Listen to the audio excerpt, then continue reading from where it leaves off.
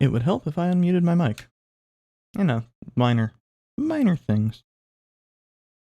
With only vague relevance to streaming purposes. I did a little bit of looking. And, by which I mean, I opened up the Wikipedia and looked at the classes for all of less than 5 minutes.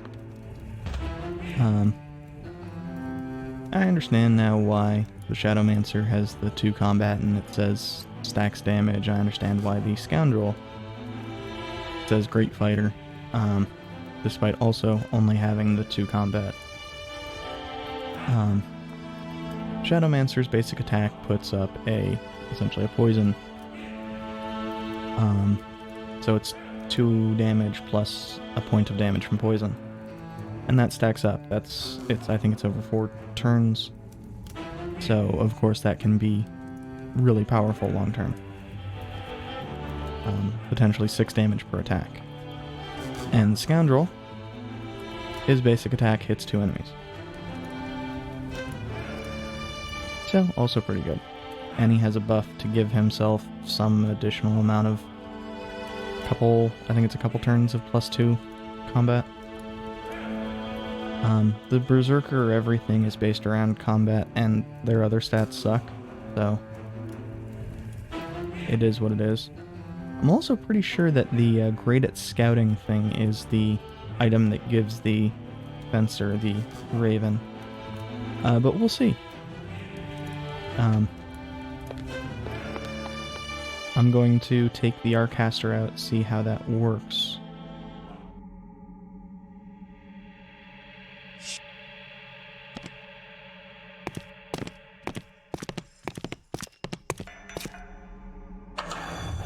See if she is worth it, or if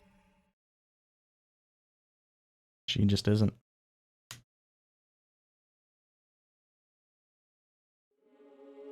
I mean, one of the reasons I was interested in bringing her in the first place was that I ran into a lot of occasions where it seemed like I was 2 damage away. Is that a... no. Keep a wary eye. I don't think I've seen this one before. Feels very... oh wait, yes I have. I had Abel eat it, and he got sick or something.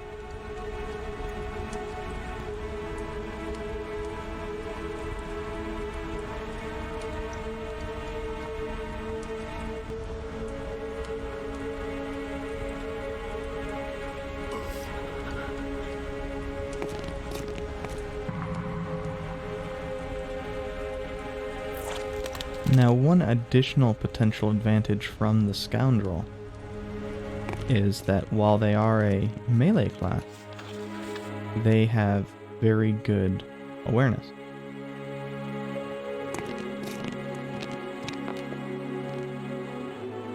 So, the handful of traps that fuck up my fencer almost every time would be more likely to be avoided by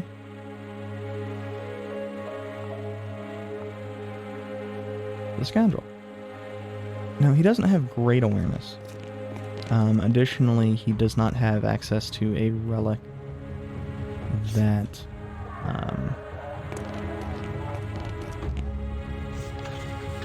bumps up his combat while also improving his flourish ability.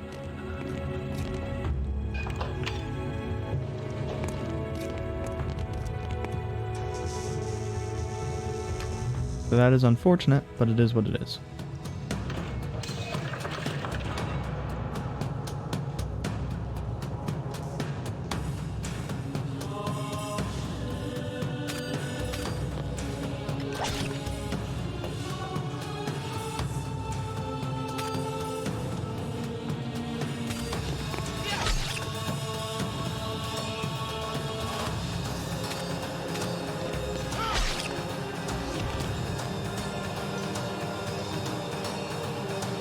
And here we actually see a downside of the Arcaster's relative lack of awareness. While Rain of Arrows can hit everything, her low speed really is annoying.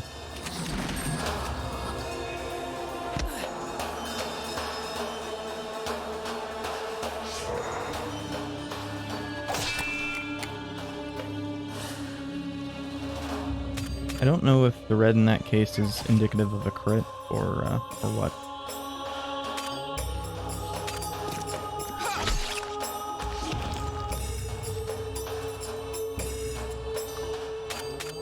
Red normally means bad things, so it's not a terrible assumption to assume that it does mean crit, but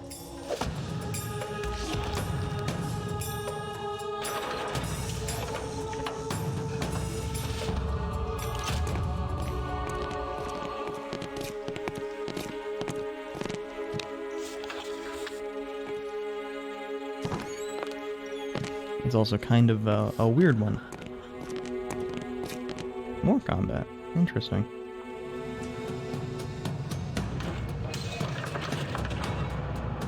I'm not familiar with this. Oh, the flame golem.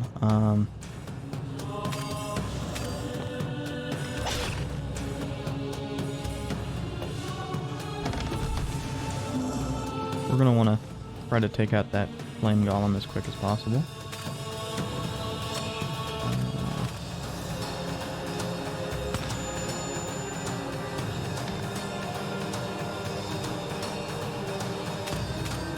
And have successfully done so.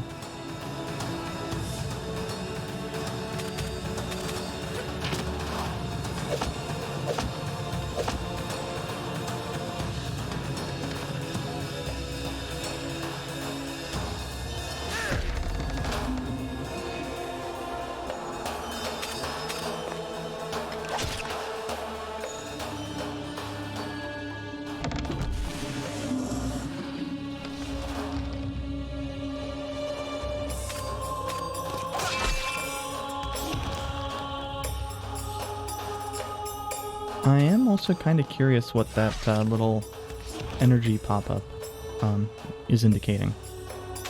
Like, my initial thought is, okay, maybe that indicates that she received an additional point of energy, or knocked a point of energy out of the enemy, but I'm never paying enough attention to the UI to really tell.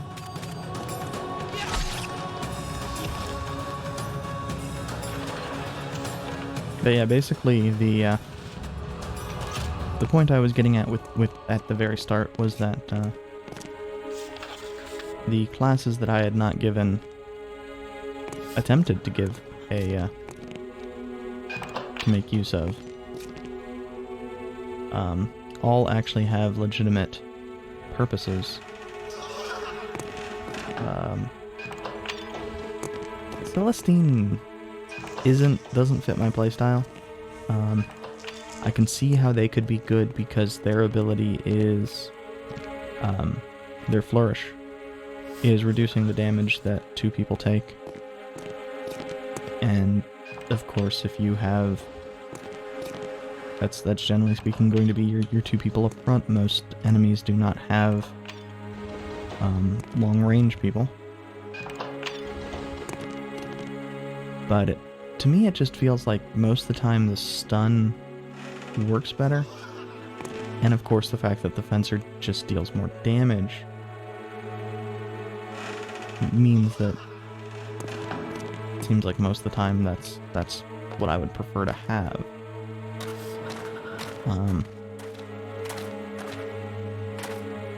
Interesting that we did not run into a rest point during that.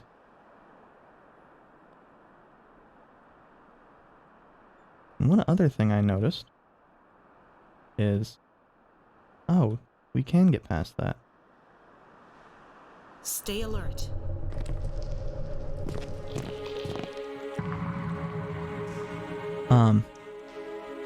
When I was checking out the VOD, I noticed that there were more staircases behind where I could walk. on that, and I was curious if there was a way up there. Turns out the answer is, yeah. I was just blind at the time.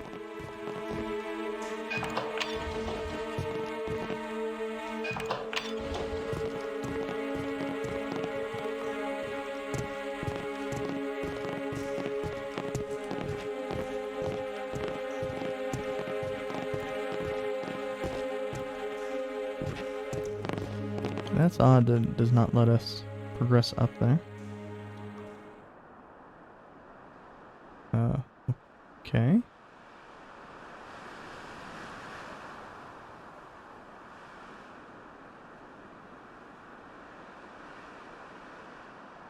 I have no idea where we're going right now. I'm just trying to advance as far as the game will let me go. I was kind of imagining that there was going to be a alternative route up here.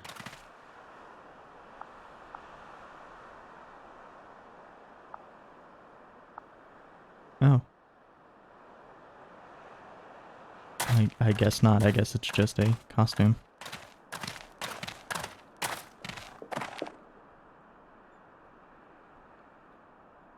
That's weird.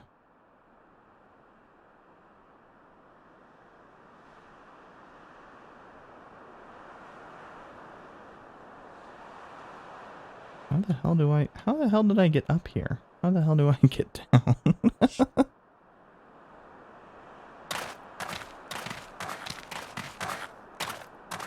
Okay, do not appear to be able to get back down.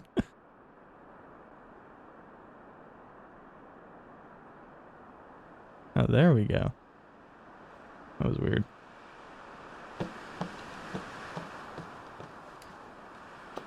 So, if I remember, I will check that out. Like, it seems weird that that's not an entrance of any kind. And like half the things that I'm walking on over here don't make any goddamn sense.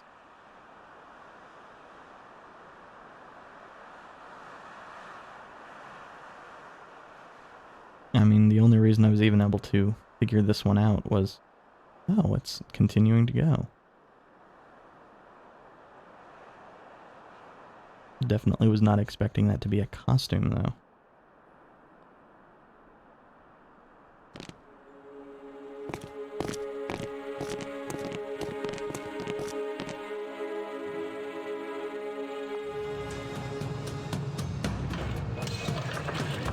So if we ever get to a campsite,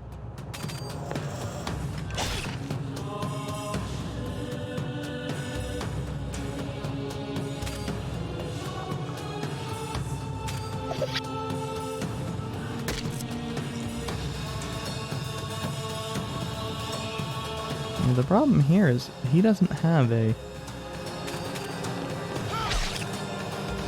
long-range attack.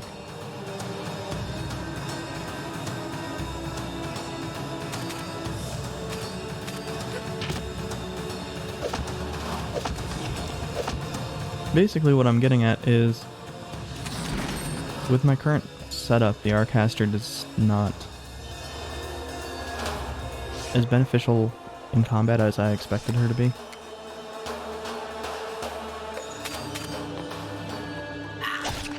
I think the Shadowmancer with its higher awareness, or just there are a whole bunch of potential setups that seem to have better overall potential than my current one. And like the one that I am really leaning towards, if I can get there,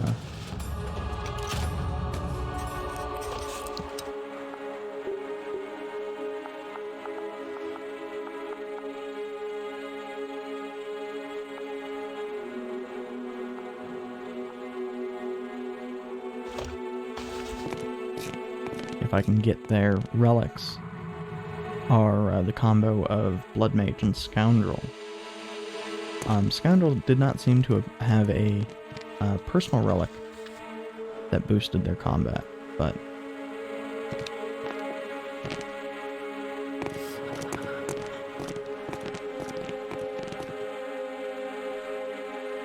that's one of the reasons why I feel they synergize so well with Blood Mage. Blood Mage, of course, having the flourish that does, Jesus, that's a lot of health. The flourish that does +3 combat for -3 health for people. Well, we can kill the child laborers. Sounds like a good plan.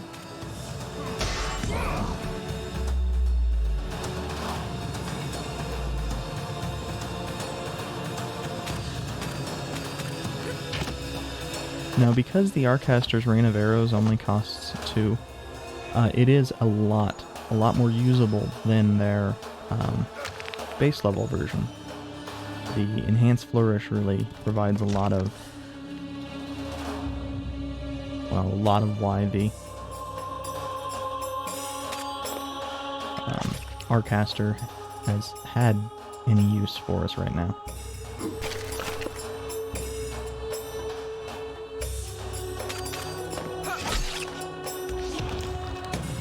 Now,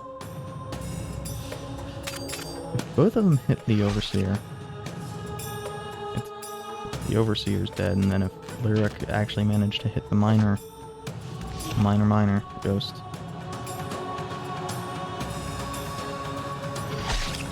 Oh, for whatever reason, I thought I missaw the order, and I thought Lyric was in front of the Miners.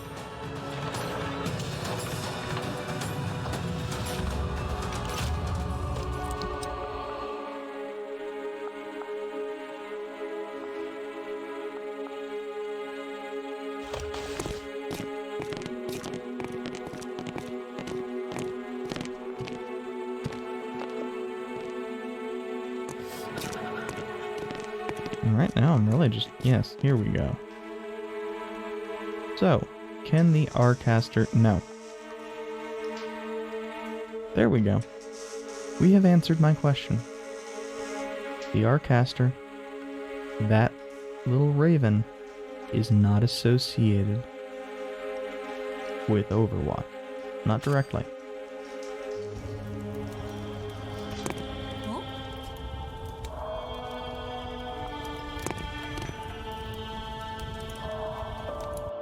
So that's good to know. No good.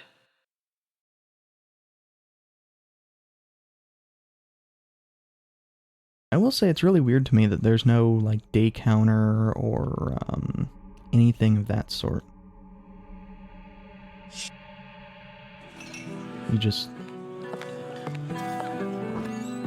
You have infinite time.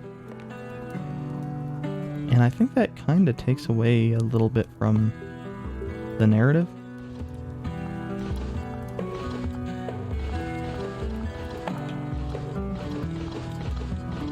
Now, we got a whole bunch more space this last time from Helga.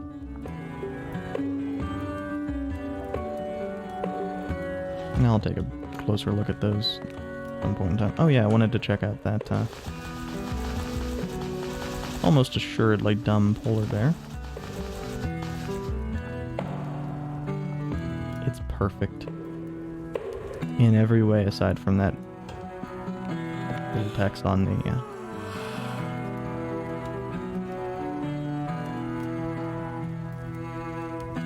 On the other hand, it would be amazing to have the polar bear suit on when, you know, people are flirting with Lyric. Oh, where's Olga?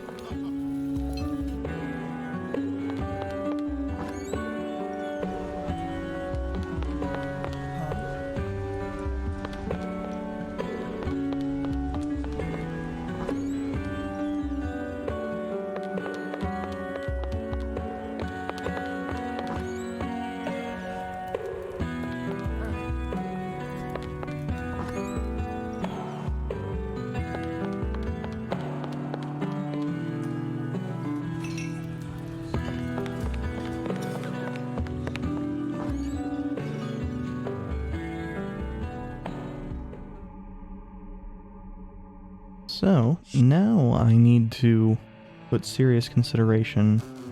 Oh, actually. First, before I even put serious consideration into any of that shit, I need to look and see what relics I can make.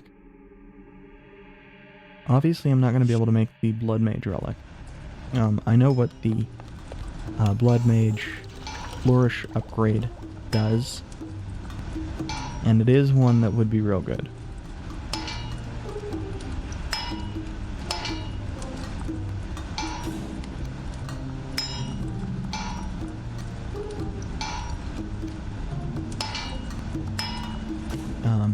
This. The Flourish improvement drops the cost by 1. That is to say, in this case, it does not drop the energy cost by 1. I don't think it changes the energy cost. It drops the HP cost by 1. So instead of bumping 2 people's combat by 3 at the cost of those 2 people lose 3 health, it bumps 2 people's combat by 3 at the cost of those people lose 2 health. So, you know, pretty good. I don't remember what the Hydra Humors do. The Hedge Mage one, I sorta know. I'm pretty sure it kinda sucks because their ability just kinda sucks. It might add a regen effect to it, or it might bump up the base. I don't remember. Healing isn't that good in this game. Largely because most of your healing is single person. And what was the other one that I could do? Oh, the Shadowmancer. I have to assume that bumps up the poison. But I think it doesn't bump up the damage, it bumps up the turn length. And that's fine. It's still, you know, it hits all targets, etc. But bumping up the damage would be much more valuable than bumping up the turn length.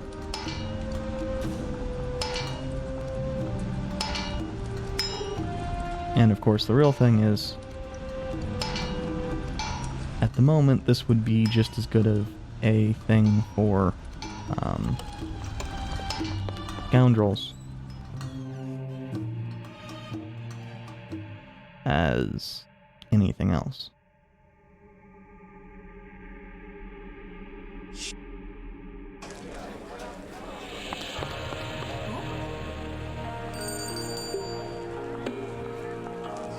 And unfortunately, we've not found that basic ass leather gauntlet, I think it is. Because I'd be willing on basically any character that I don't have a class specific relic on. Even some of them, really. To go with a +1 combat, -1 sleight. I mean, sleight's only good when you're going out and grabbing items. It's not... It doesn't seem like it's long-term necessary.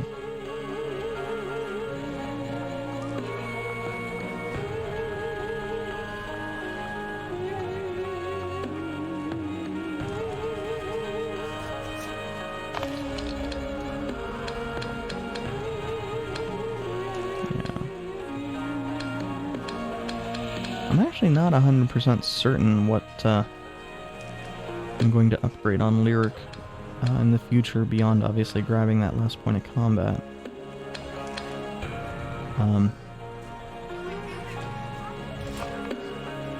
On account of, I like Fencer.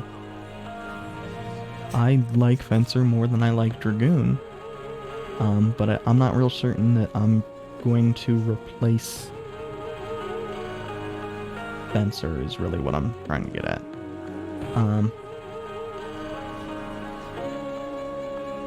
The Dragoon might eventually end up replaced by a Scoundrel. Especially if I get both their relic and the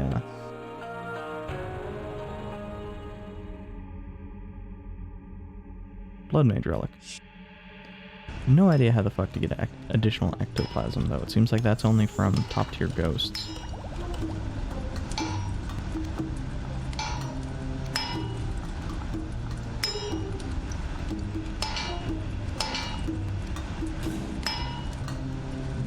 But I mean, similarly, this, if I was going to have a scoundrel at front of party, this would be a perfectly fine solution. Because it would provide them with some ability to avoid those front-running traps. And I believe they have, it's either 3 or 4 awareness to start. It's more than the fencer, that's for sure. And so they would just be a bit better suited for that. And of course, if you really want plus Overwatch, you can just bring along, you know, fucking Adventurer Kit. Swap, you know, wait until you're running kind of low, you know, below hat on Vigor. Swap the Adventurer Kit over on my Fencer. She has 5 Overwatch.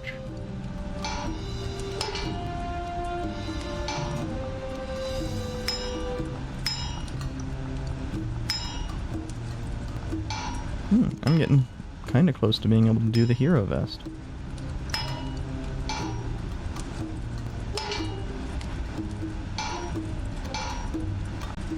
That was interesting. I don't know if it came through on stream, but the audio slightly fucked up on my end.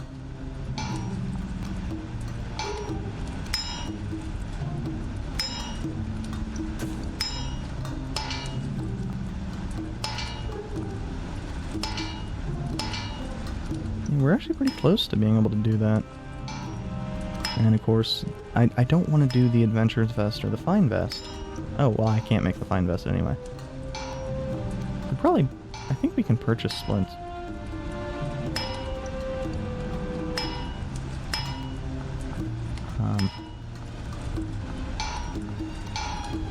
I mean, that's the issue we're running into, is the base level relics are actually what is preventing us from... Oh, we can make a splint.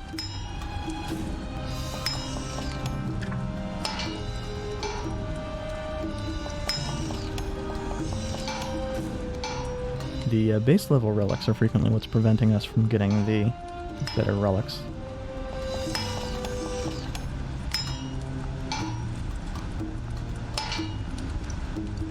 Though also the lack of ectoplasm.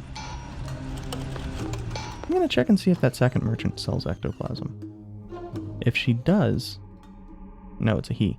If he does, that would be fantastic. If there are additional merchants in here, I don't know where the fuck they are.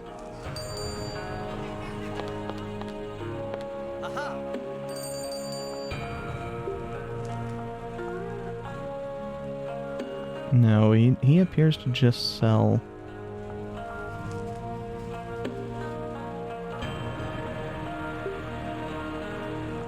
basic stuff. I have a dowsing rod, yeah. And a lockpick, for that matter.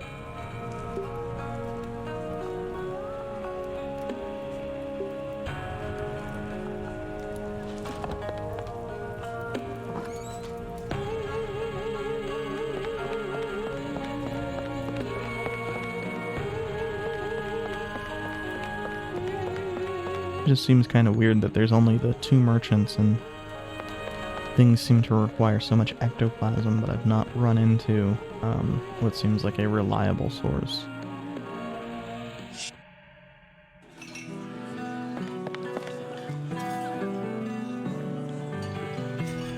So, plus 9 health, plus 5 vigor, versus just the plus 11 health. So once she is at, you know, 13 vigor or below, swapping that over is a safe bet for rusting.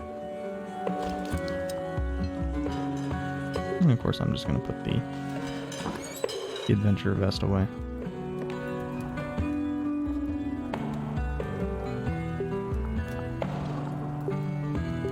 Now it does weigh a little bit, but that plus 2 potentially plus 2 health, plus 2 vigor for everybody is quite a bit.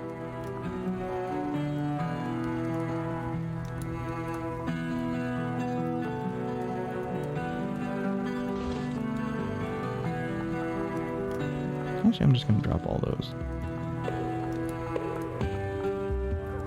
I can use them to make, if nothing else. Actually, I only meant to do 2 of those. Let's just rearrange our entire set of stuff.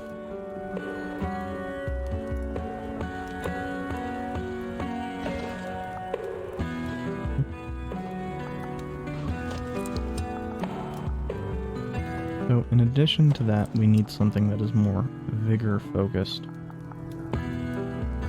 Probably just going to take 4 of the cocktails. There we go. We are at a lower weight.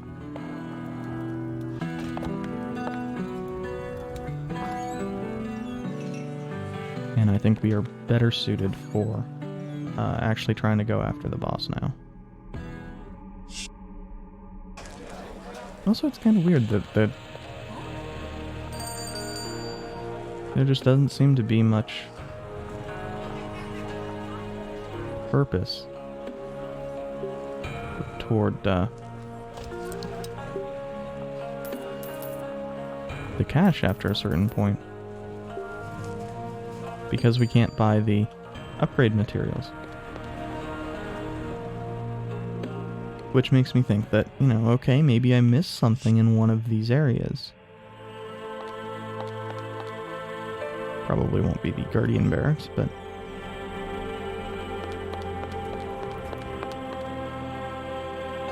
you know, never know. I did miss something here, but not, several somethings.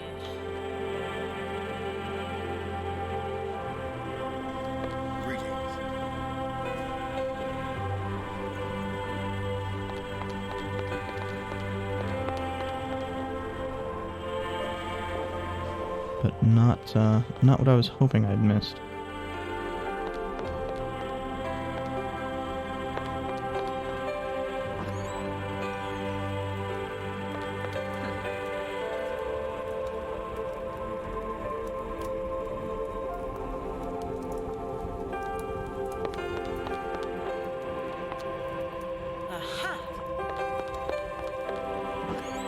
You know, someday I should really, and I think I've said this every time we pick up a whole bunch of codex entries, I should really sit there and actually read the codex.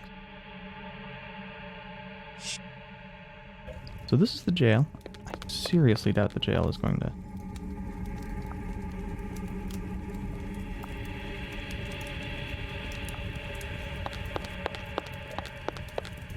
be relevant.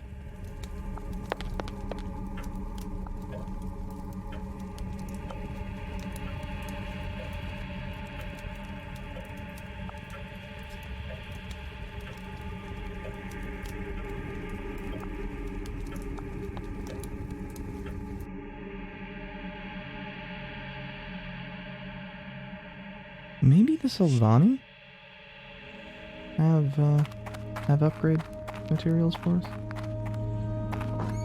I kind of doubt it, given that we did piss them off with our actions, but.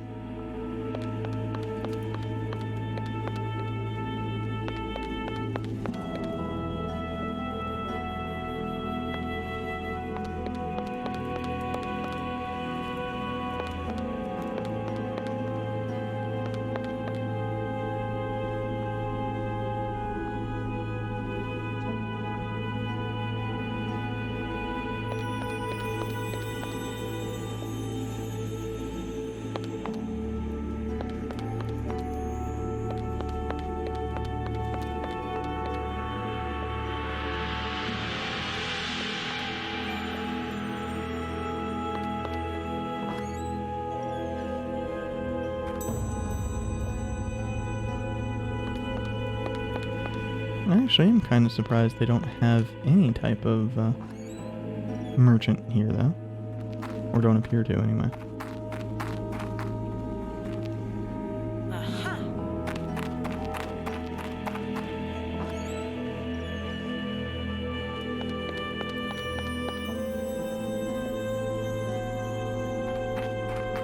I mean, if anybody would, that's kind of my second guess. Basically, it's my expectation would be either them or the drow for the upgrade materials. And while we didn't piss off the drow exactly, we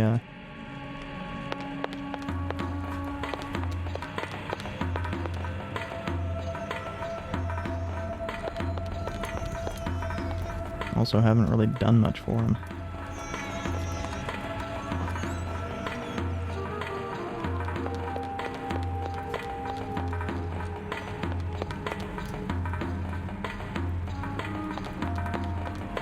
So while, yes, as nomads they would be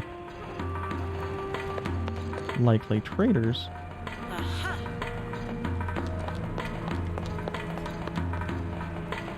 it would also seem to be likely that we would need to do something for them first. So maybe you just can't purchase upgrade materials. At which point, what the fuck good is the cash? Is it for spending on Gerard? Gerard mostly doesn't have stuff that's meaningfully better than anybody else, and it's a pain in the ass to get stuff out because you need to find him and then...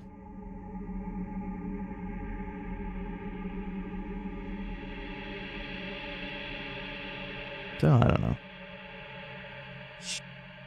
I also don't know why we have two quest things that are bitching at us here. Oh yeah, we should go talk to Balthazar.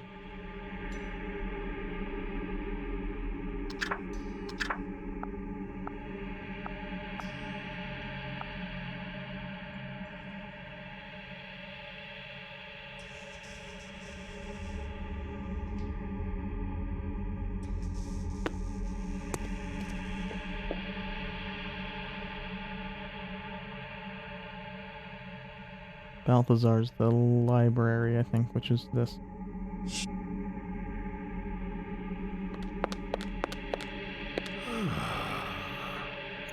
Oh, I guess that's next chapter. Aha! Huh.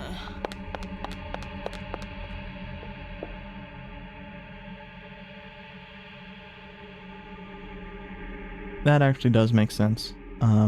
We did get that new untranslated codex page. We have a job to do. This last time. Oh, and I'm gonna swap. Because they have the exact same awareness, I'm just gonna swap these two.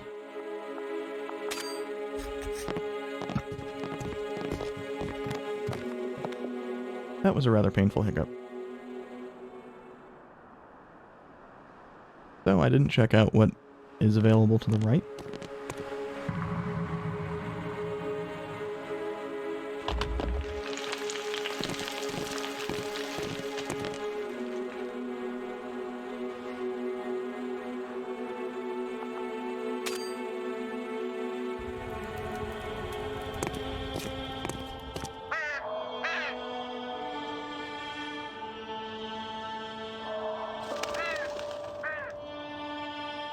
Okay. In that case, I'm just going to keep going to the right.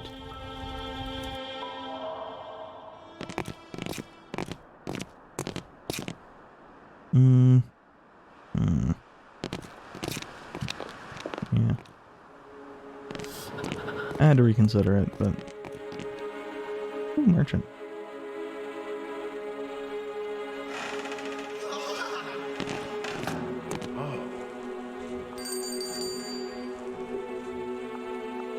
Oh. These are the gloves we need.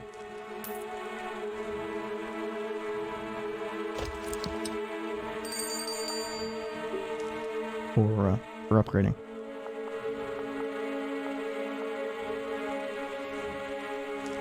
Now, I don't know about going with the upgrade that makes them...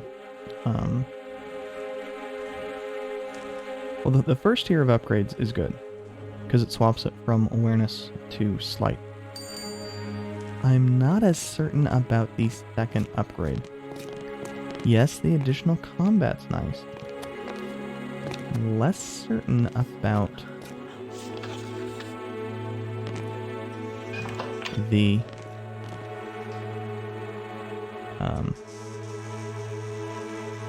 swapping it back to losing awareness. And the reason for that is, of course, most of the time, awareness isn't relevant. But some of the time, the awareness of the person that you have in front of your party is relevant. And some of the time, I guess I should say, and in combat, everybody's awareness becomes relevant because that is your Keep a wary eye.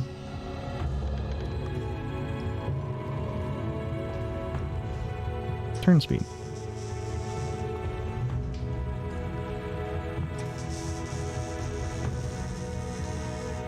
Well, Lyric's been good with these robots.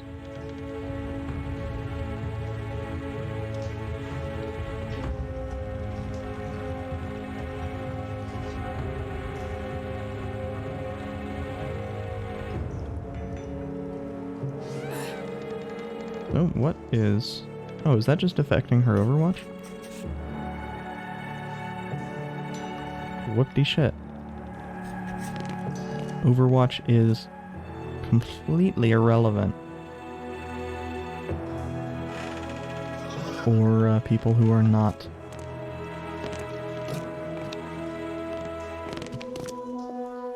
doing the Overwatch. Yeah, we need to be a little bit lower on Vigor for that +7 to be worthwhile on our R-caster. And I didn't swap over just because it didn't seem worthwhile since I don't have the relics.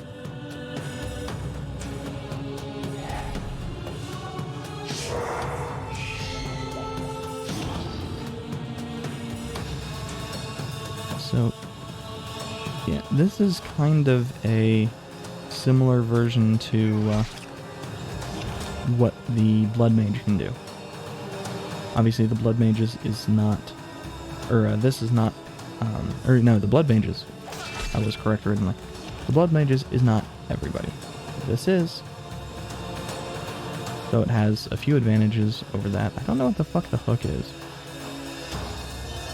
I also know that the hook is not unique to her, though.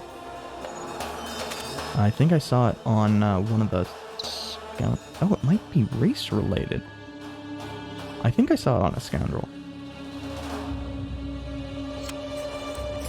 I might be misremembering.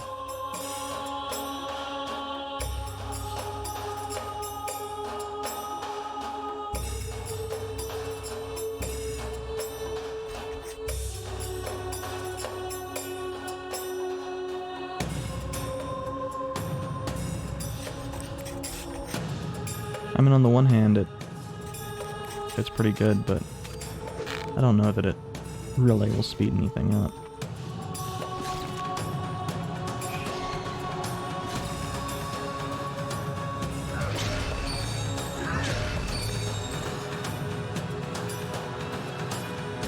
Yeah, at least the bleeding is, you know, it never stops. That's nice. I have to assume by association the enemy does not get access to similar levels of bleed.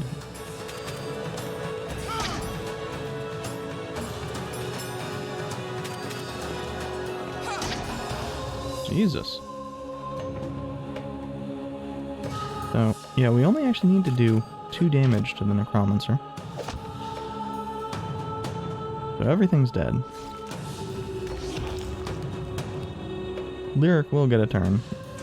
All I'm gonna do with it is have her try to punch the Necromancer.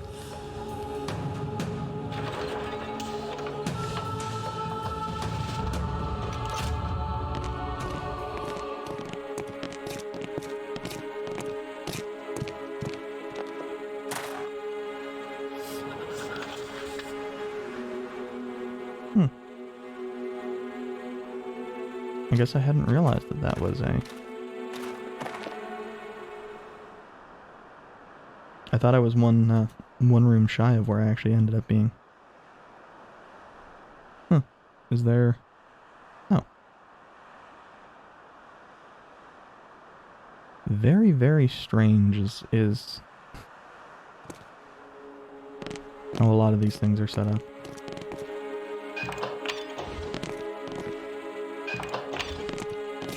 Oh yeah, I was going to upgrade that, those leather gauntlets. Not a huge deal, since...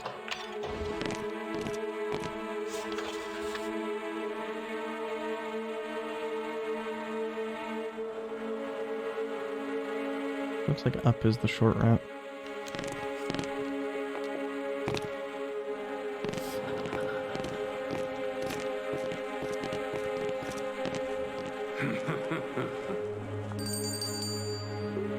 Ooh.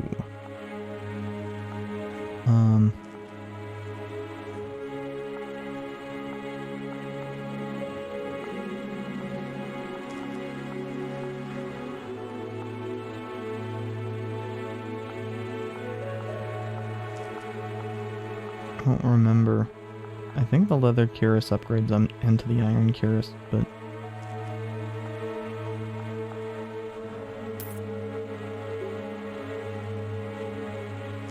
Oh, and he has access to academic clutter. Not that that's one of the things that's preventing us from grabbing.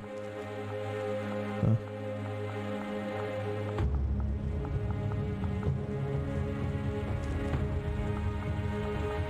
And plenty of the things here are good. Oh, I guess that little item next to the little red icon is supposed to be indicative of the weight, but it's not very beneficial.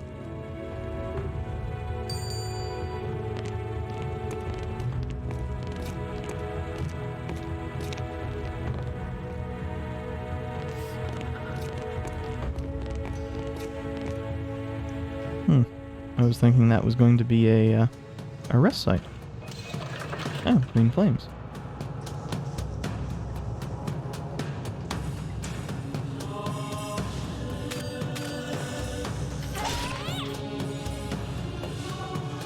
No, I guess the drow are one of the people that Lyric does additional damage to with that. Interesting.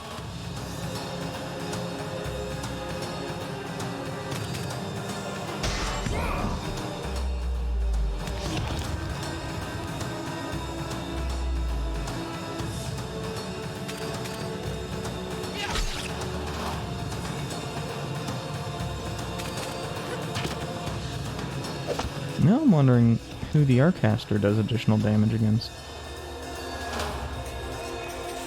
Yeah, just... Drow. No, nobody. That's kind of unfortunate. That does limit her usefulness to a certain extent.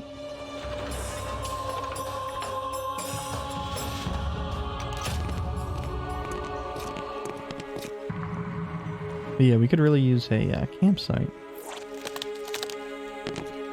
Since we've only gotten that first one. And this does not look like it's going to be one. I was incorrect.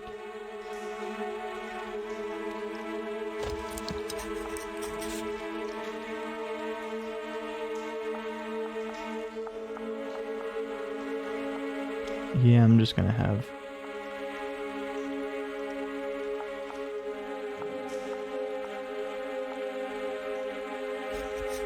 her do it. I'm not gonna swap relics this time, but... because I don't think it makes a lot of sense. And... what? Ah. Interesting. I was unaware that it had implications on terror. I guess that's good to know. So, the vigor is useful. Yeah, a few people are down enough. Health to make the resting potentially useful.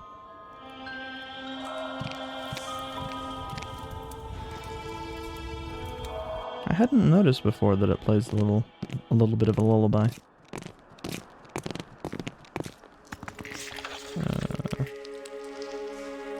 Shit. Down. Down is what we want.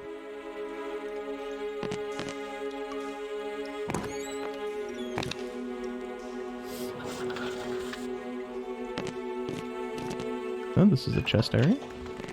This one's a mimic, I think. Oh. I was off by one.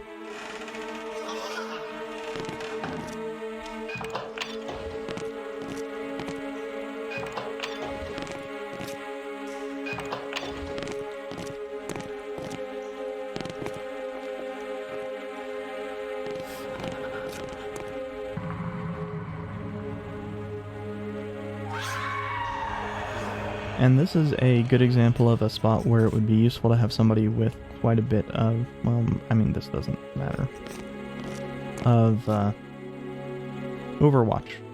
Not Overwatch. Awareness out in front. Spiders. Wait a second. Why are spiders man?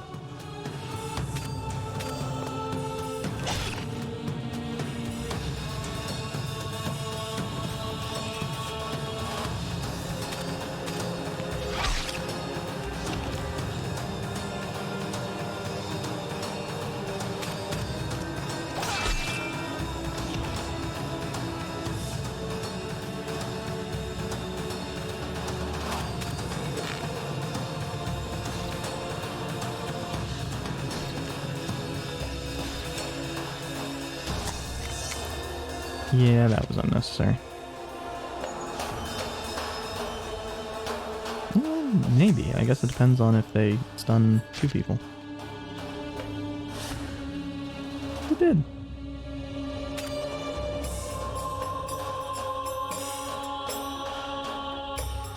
Yeah, that spider's dead, so...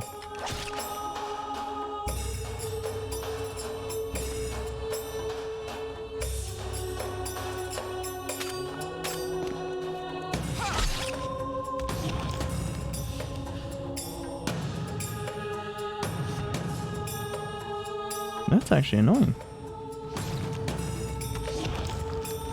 I had not realized that being stunned also eliminates your energy recovery for the turn. Upside, we can now bump that vest up to the top tier, making it, what, I think it's 18 health and 10 vigor, which is pretty damn good.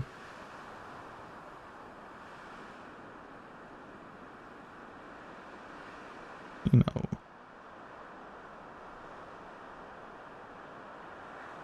Here I'm mostly curious as to if there's a...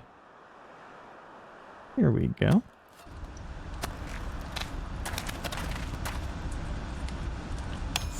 Now, we don't want... Yeah, this is the issue I have with this. The iron gauntlets are an improvement.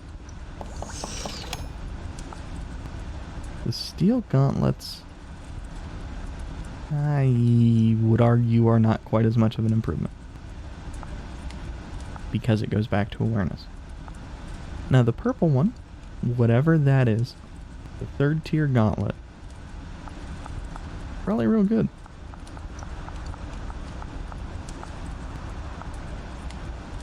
Yeah, I was right.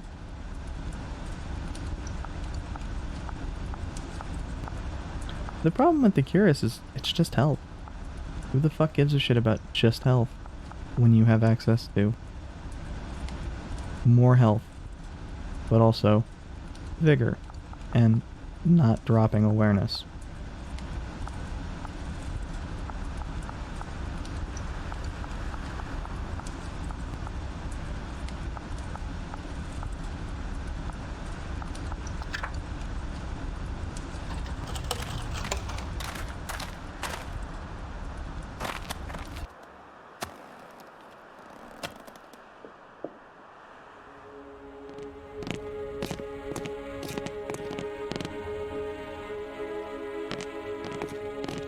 this is the one that we were in before, where this doesn't lead anywhere.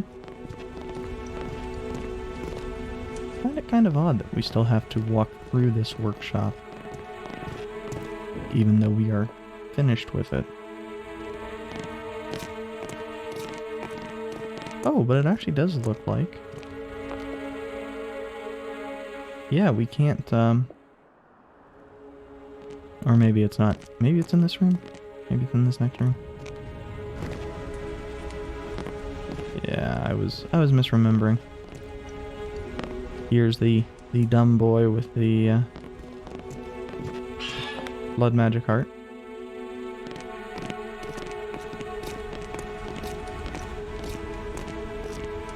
Here is the rain, who gave us that last piece of,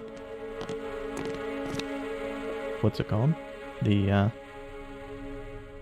undeciphered parchment. And that's a rest spot. Oh, and there's 2 areas we can go towards. Well, we don't really have a known path, but we can take the hammer path or the pickaxe path, and I think I prefer the hammer path.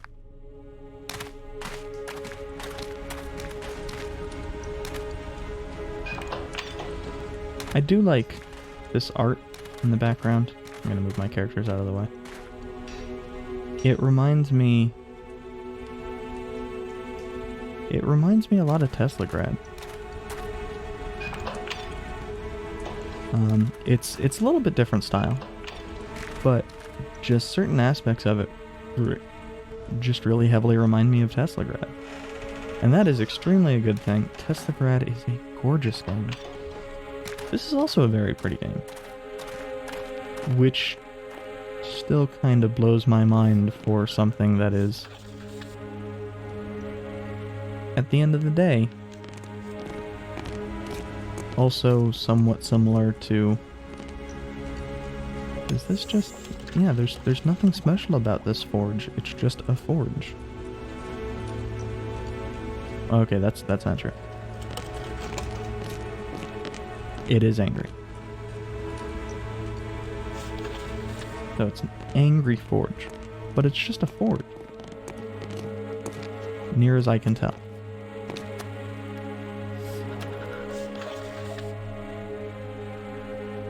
And there's no reason for me to go to the left here, so... While I dislike immediately, you know, just spending vigor endlessly. Keep a wary eye.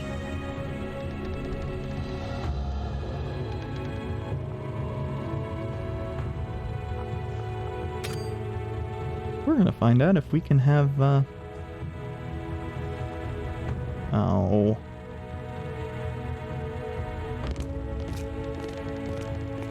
What I was gonna say is we're gonna find out if awareness can go negative and what happens, and I was assuming that it was actually going to kill Lyric. But no, they thought of it.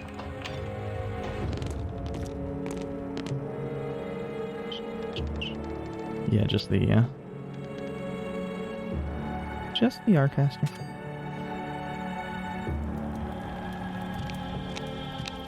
It actually kind of appears that,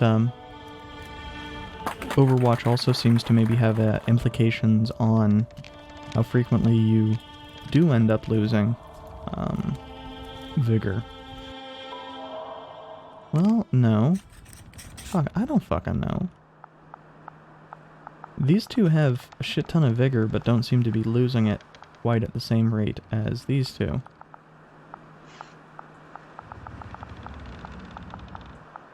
And there's no common thread. Maybe it's class related? Maybe this is just another way in which Arcasters kind of suck in comparison?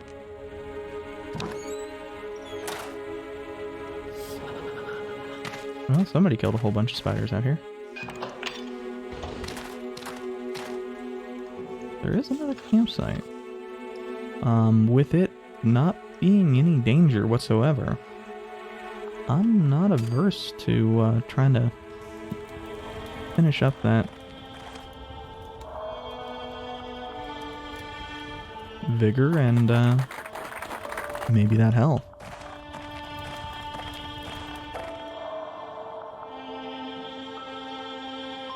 Oh, it was the Arcaster when we had our Spencer talk to her. That mentioned spiders beforehand, despite us not having run into spiders at that point in time. I was about to make a really dumb comment, and I was going to say, well, that's weird, you know, Lyric talks about having been taught about the bow, but doesn't have it, and then I remembered, she has a crossbow, dumbass.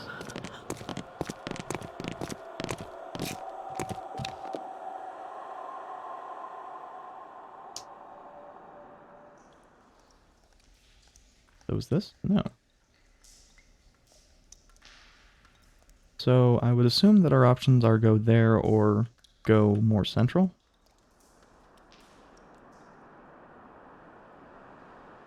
I actually kind of prefer the appearance of the central. Additionally, if there are, assuming, there are two paths out of there.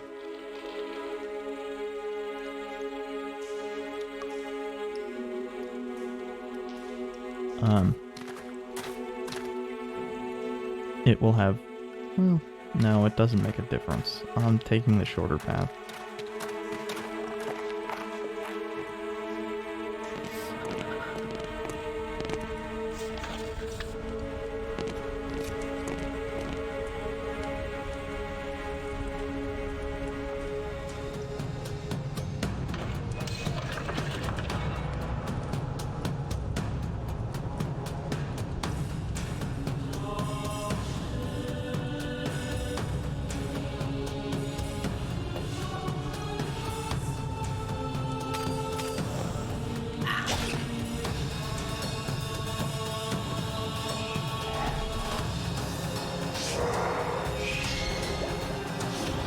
But yeah, like, this is a good example of if our casters had higher awareness, could do that too, and have him do the taunt. Or, I mean, just do nothing, since...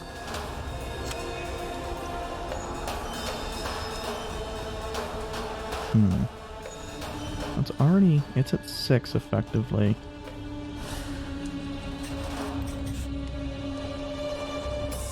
No, because I would only do 5.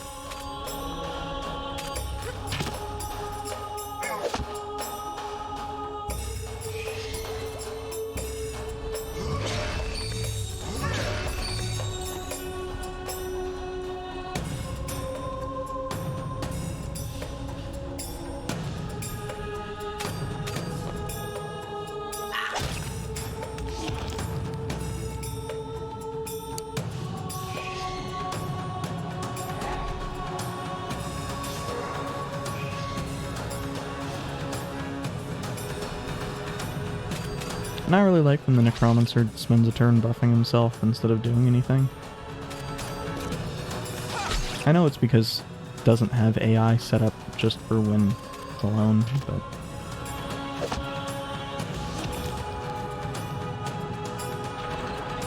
yeah, it's a rather nice benefit for us. How are we doing weight-wise? We are not.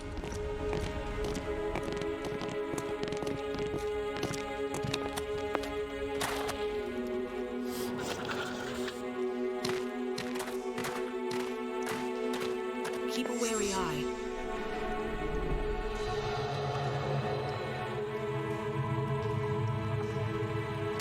I seem to recall this... oh, that's nice.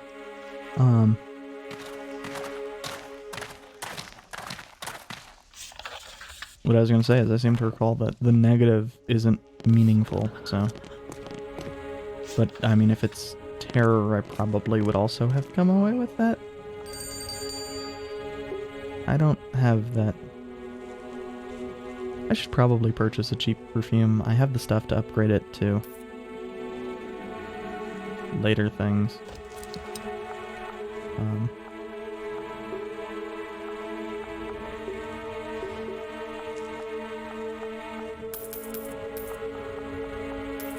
Yeah, no, those don't have weight.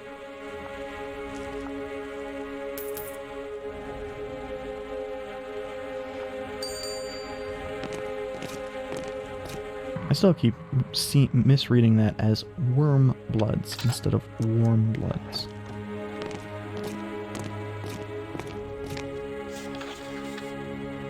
Down.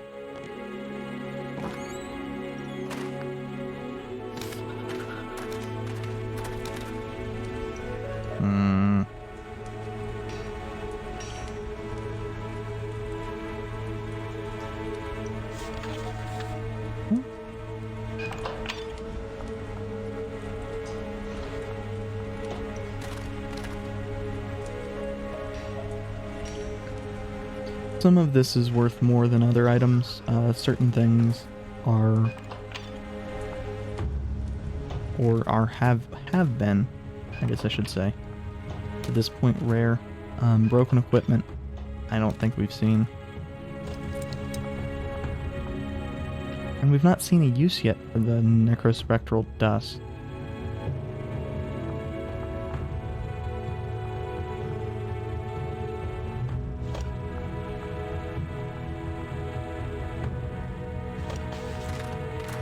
So I'm more willing to leave it behind because it doesn't seem useful. Huh. For whatever reason, I was expecting this to be a final location-esque thing.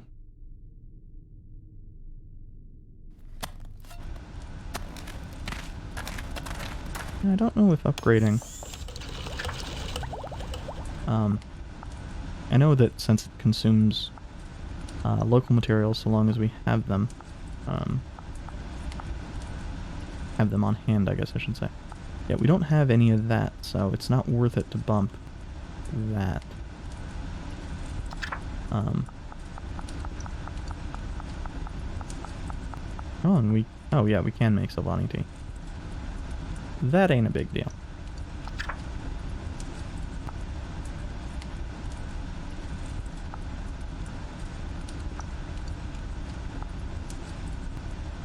But, I mean, even that is still impacting awareness. Took me surprisingly long to think of the damn word there. Yeah, we don't have the vest with us, so that's not a good call.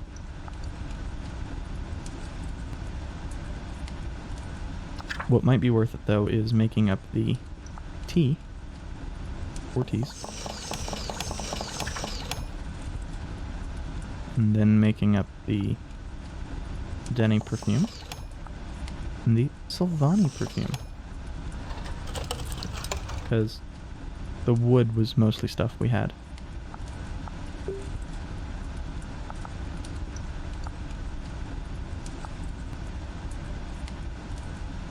Oh, I hadn't noticed we'd gotten...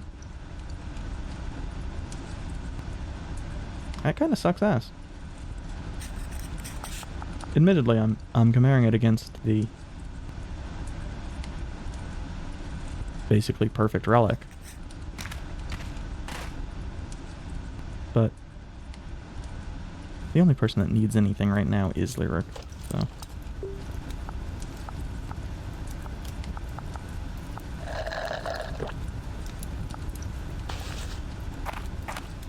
No, can't talk to people in here.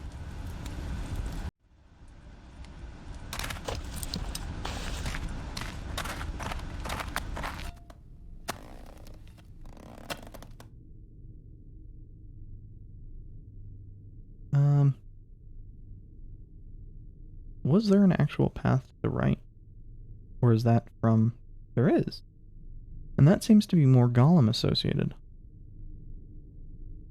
By which I mean there's 2 golem faces on the outside, not anything else.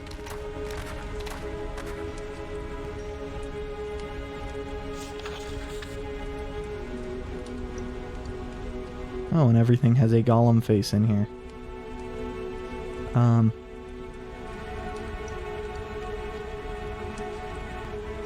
It's one more, but I feel a burning need to check out this smiley face. This smiley face is a little bit happier than this smiley face, so we're going to go check that one out.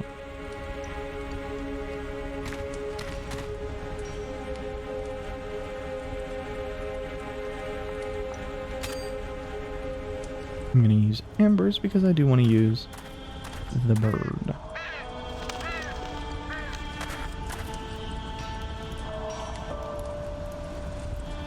And see if we can get a little bit of our vigor for everybody who is not lyric back.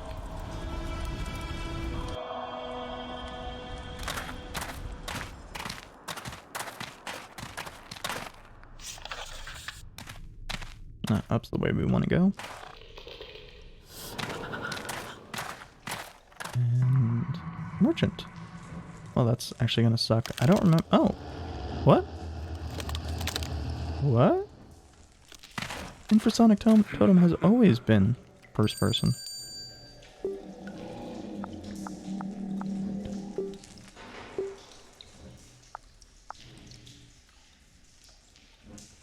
So Gerard has a whole bunch of stuff, but I'm not really interested.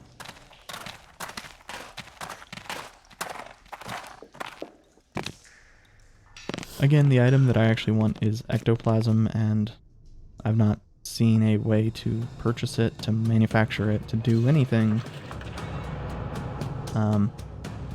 Seems like it just drops from bosses, and it's just kind of a giant pain in the ass to get.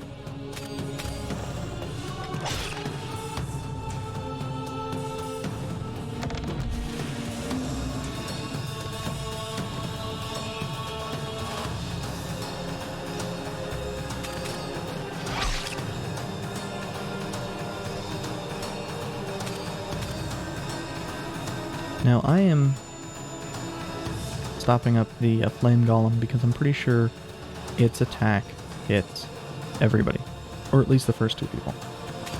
And 4 damage is a bit more than I'm willing to deal with.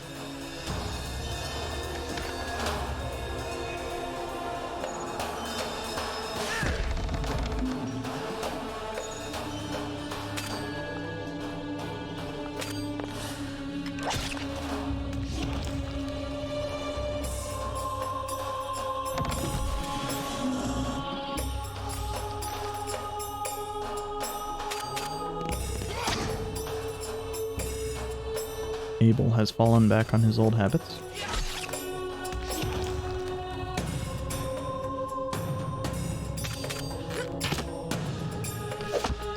Which means that this thing will get another turn.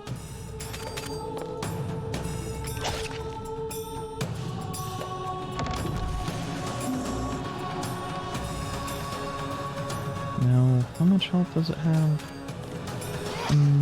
Well, no, Abel didn't kill it again, and that's actually good for Amber's energy in this case.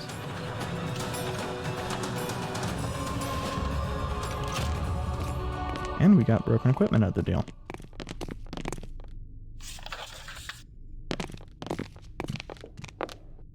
So, smiley face room. What do you have for us? A fight. Tragic.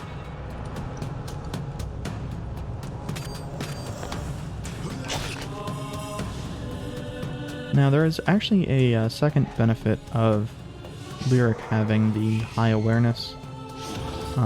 It makes it more likely that she's going to use up or regain the energy that her little hit 2 enemies attack cost. Now, of course, if we had a Scoundrel, especially if we had a Scoundrel with less attack gear,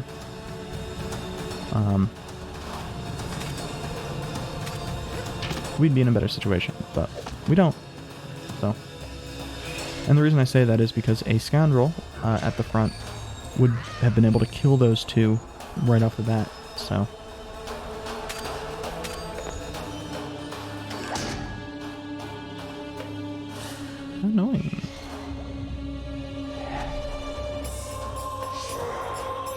I mean, we only need 3 damage on the slave, but...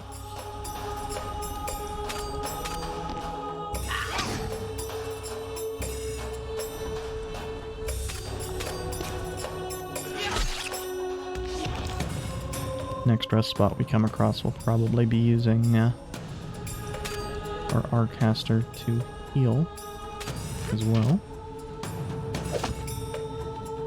I kind of wish the Geistometer had a numerical readout. Jesus Christ, we are missing ceaselessly. Oh, I didn't realize that he had a defensive thing.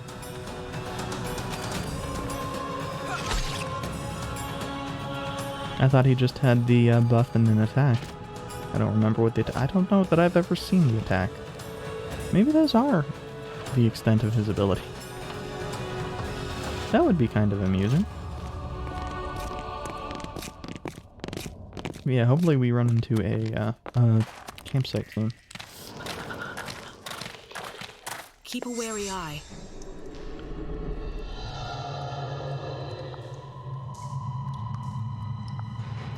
So I seem to recall it's candy. I was gonna say chocolate, but it was the top one. Might be random, but I've not seen it be random.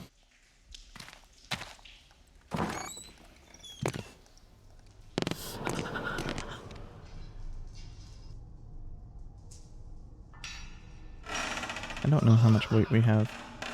Not much. None. None much.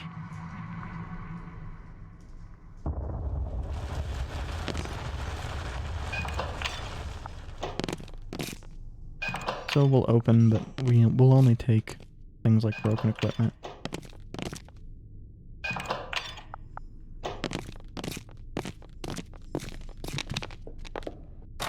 Other things that we don't have a million of. Yeah. Rest up. Have the Arcaster. I don't know if this one has access to... It does not. Shitty.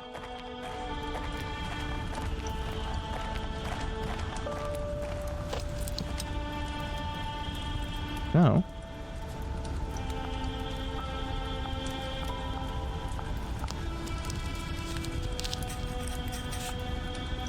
Yeah, he could also use one of those.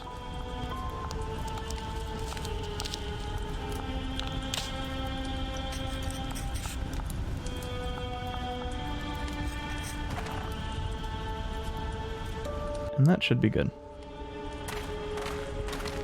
Now this campsite is provided here as a warning, because the next thing is the boss arena. And it's actually, that's inaccurate. Stay alert. It's the boss area. Oh.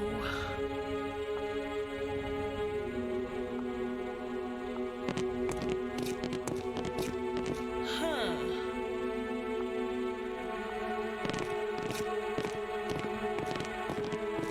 Aha.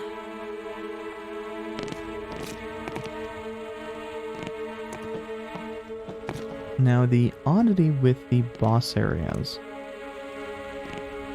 You don't have a map. Why don't you have a map? A map would make it a little bit easier.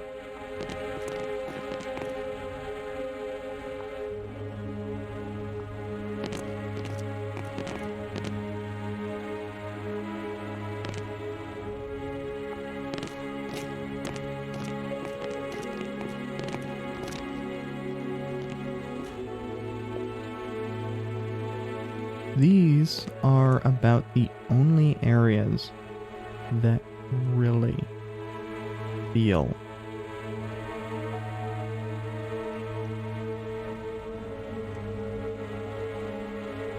appropriately Darkest Dungeon-y.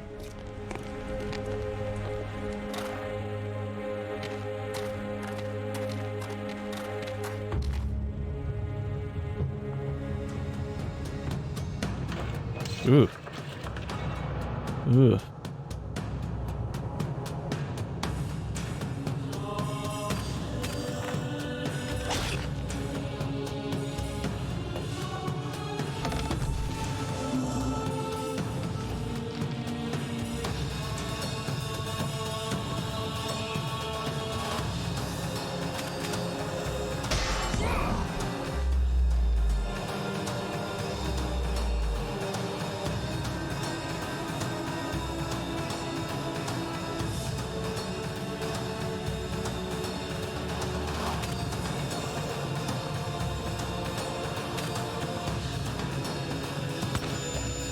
Doing that since we don't have easy access to doing damage to that one.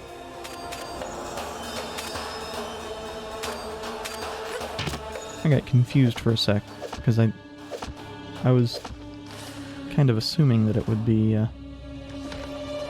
just hit everybody if it hits everybody. So I was a little bit worried that it would only hit 3 enemies. One of the reasons for that is because the taunt, the base level version of the taunt for Dragoons only hits 3 enemies.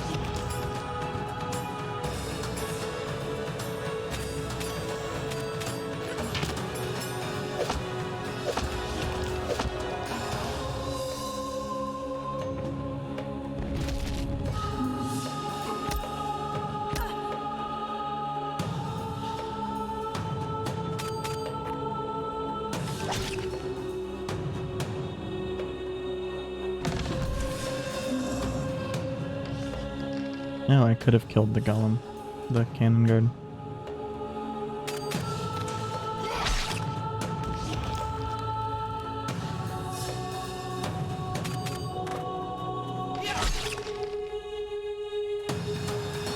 Wasn't thinking.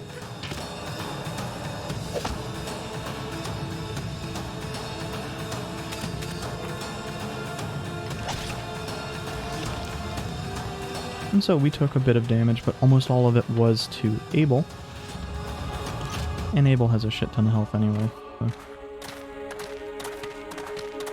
So. There's something over here, there's something to the left, there's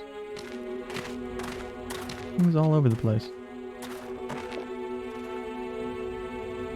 But this matches the layout of that little map that we saw before. Oh, there's a rest site in here. Interesting.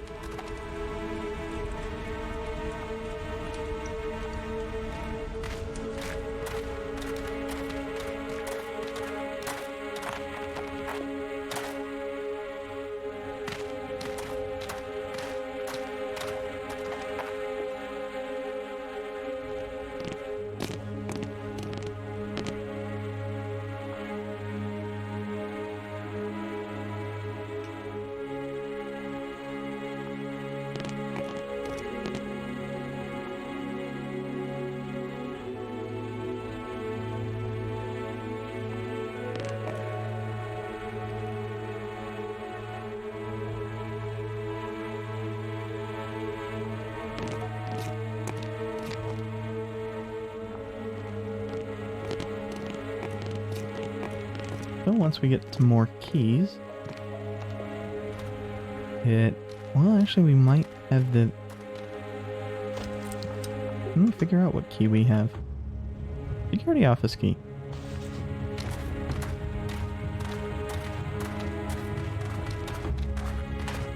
Yeah, okay.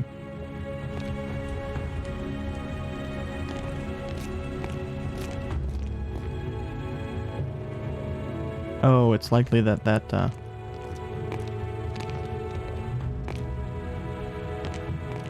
either route This one or the... Oh. Weird.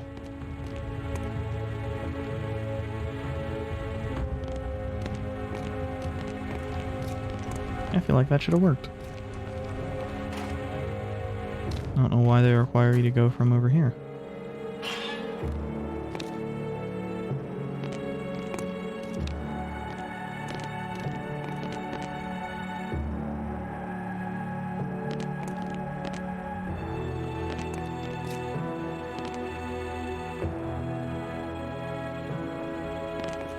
I don't know why there's two of that letter.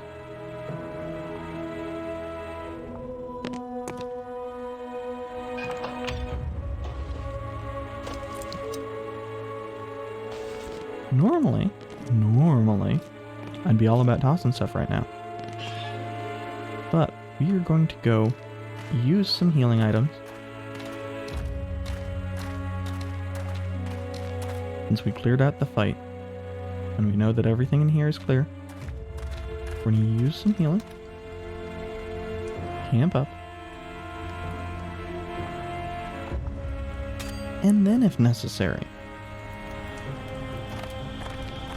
Interesting.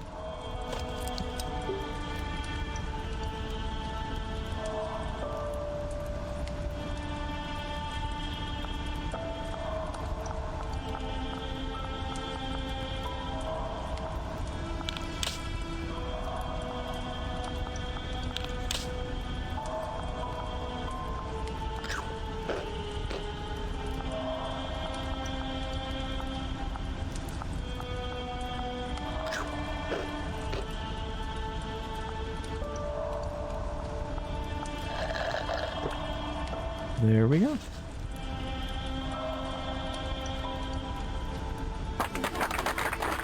I think we're at full health and vigor now. Oh, we're not at full health. Well. Now we should be at full health and vigor.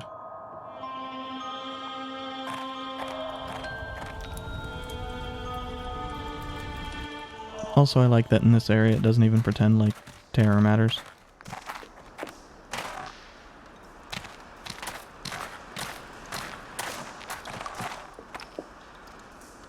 Oh no, we gained 10 terror.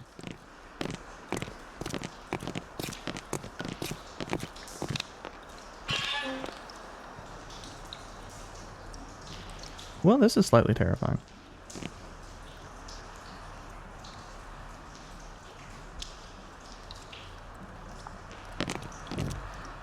The fuck is the Gloom Army? Oh, golems, blooms. Eh.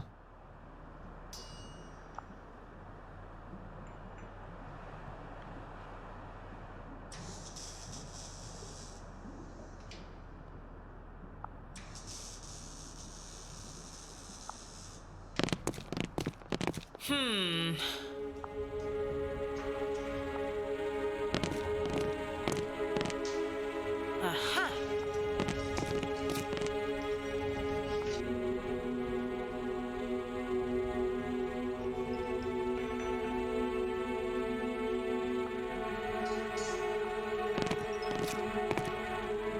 Interesting.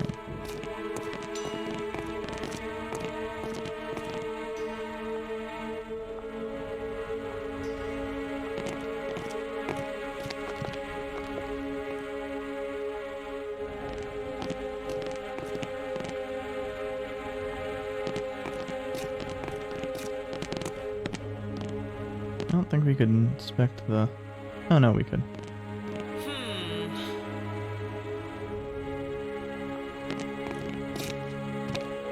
So now we're on the lookout for a fuse. An unbroken fuse.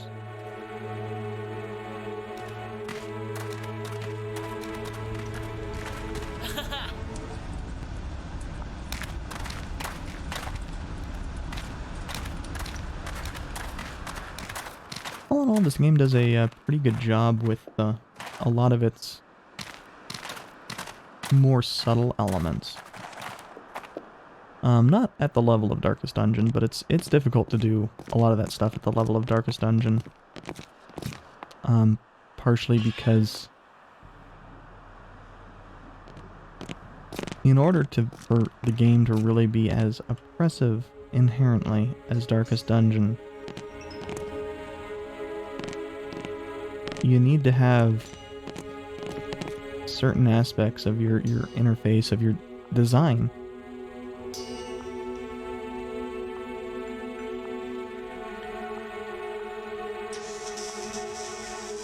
I didn't actually read that first button. First time.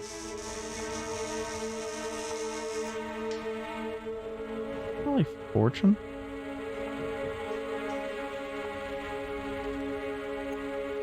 Overseer, protect. Hurt, maybe? Okay. We shall see. There's probably an answer somewhere. By which I mean, there is almost assuredly an answer somewhere. Could be in our codex.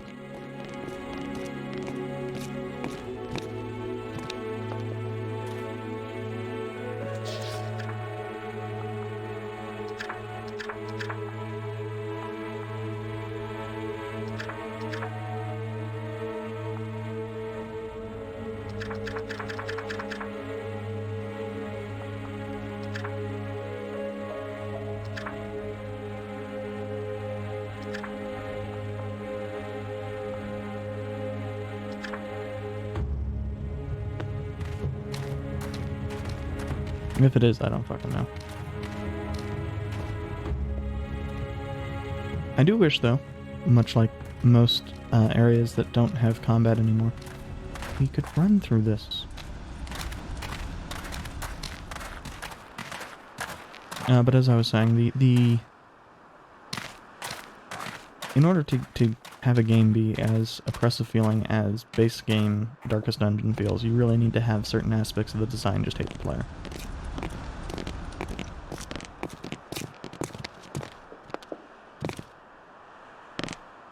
And that's not to say that all of the aspects of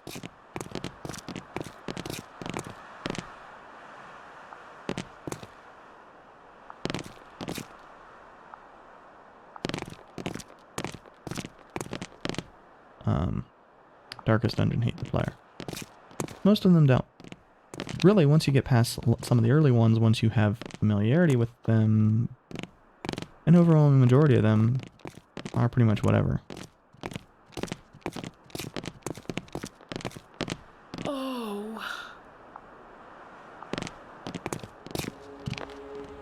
There's not really a meaningful...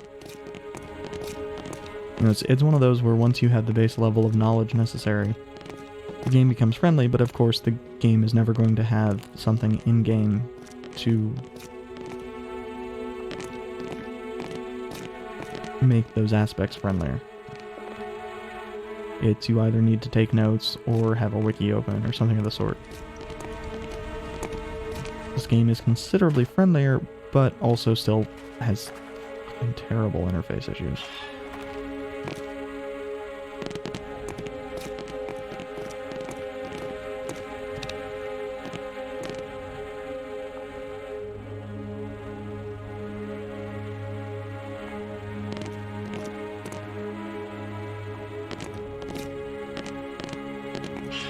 You know, it strikes me, maybe I was wrong. Maybe. You are just supposed to, or maybe I just misread a note or something somewhere along the lines. It does strike me as strange that this, that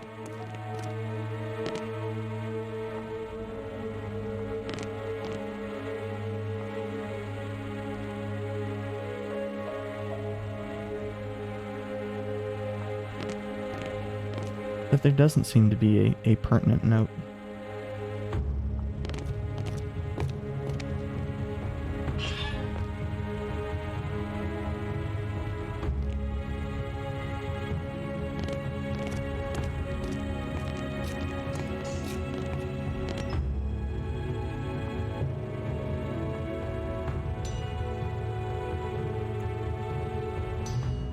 Now this is, what does the inventor hope for? Actually, in this case, it could be heart. Let the overseer protect. I mean, it could be fortune.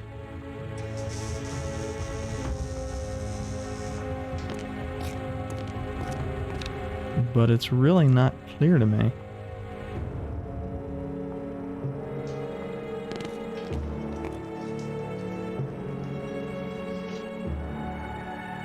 Because, like, the inventor,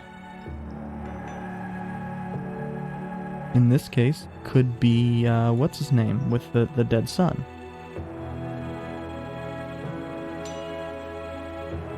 So what he's hoping for is a heart to turn his son into a golem.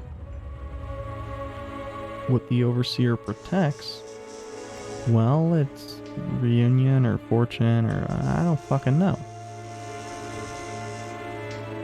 It could be authority, since he's using his job to protect the authority of the king. Which would then be, well, why does the king have two keys? Well, fortune or reunion both work.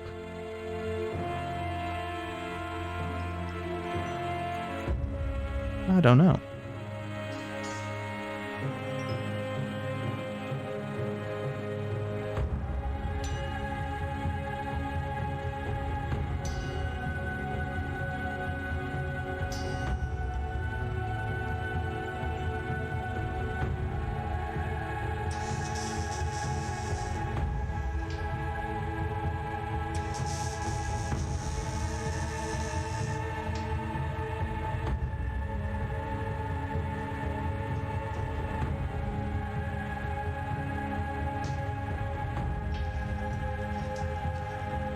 So, there's also possibility of what does the inventor desire?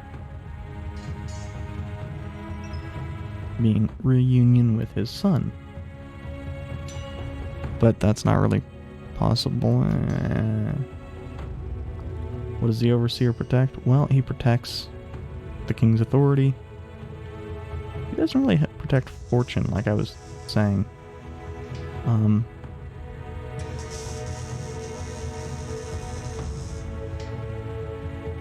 I guess he is protecting the forge, which is the heart of the dwarven shit, so could be heart. And I think this has to be authority. Okay, yeah.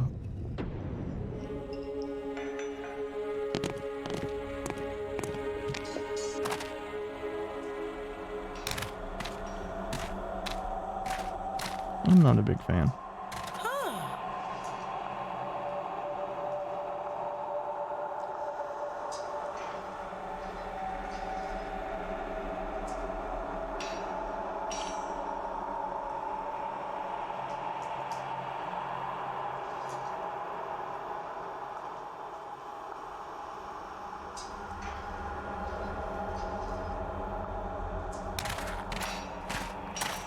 Yep. I actually do really like a lot of the aesthetic of this, as I have mentioned countless times.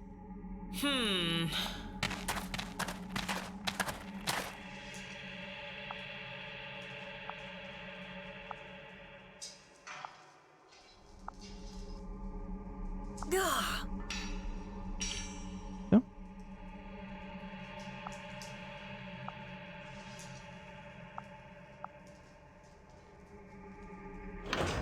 Interesting. What the hell are these? Why is there no music? Who knows?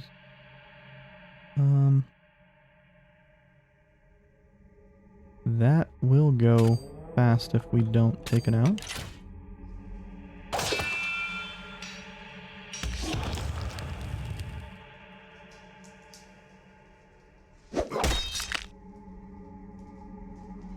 Not a huge fan of using the turn that way, but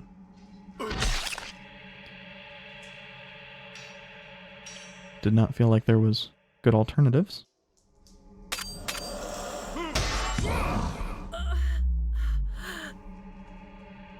Oh, hey, I guess it's not just strictly elves. It's whatever the hell that icon means. Isabel's one as well. Let's use this on Isabel. I don't know that she's... Okay.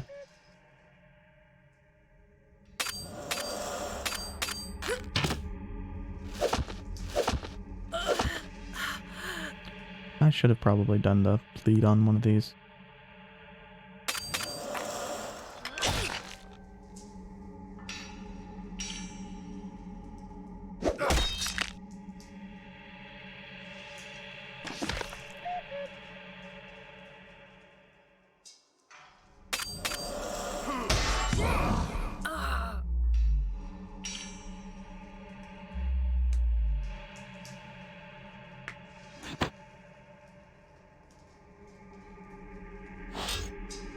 Oh, that first one can do up a, actually surprisingly strong shield.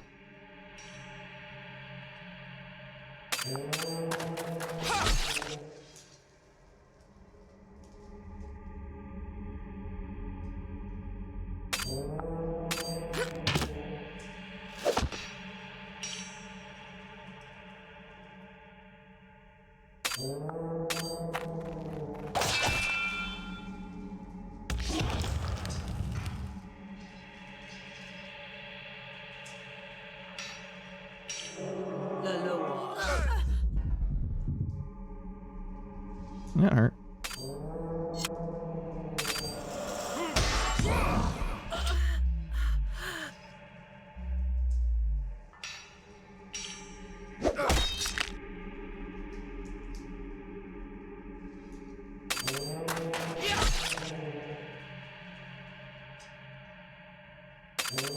Still strikes me as odd that there's no music here.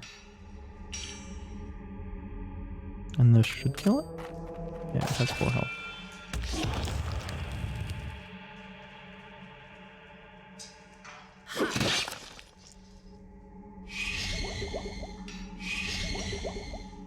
Probably I'm going to want to use Prey. Oh. Next turn.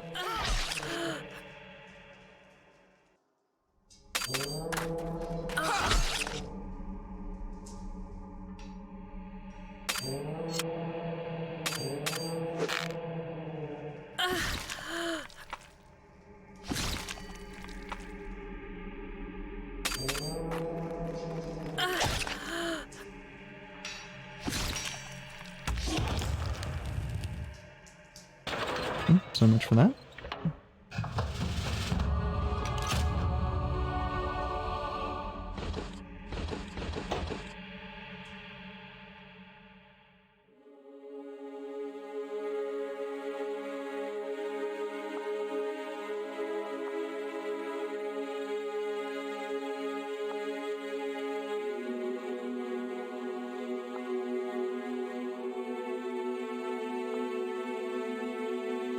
Well, Lanville's presumably trying to hide something.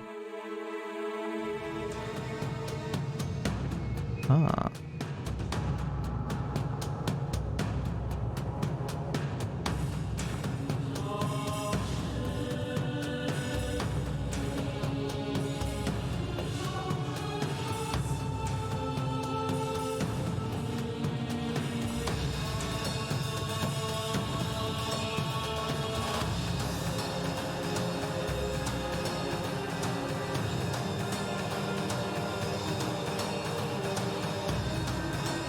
Thank you, Kool-Aid Man.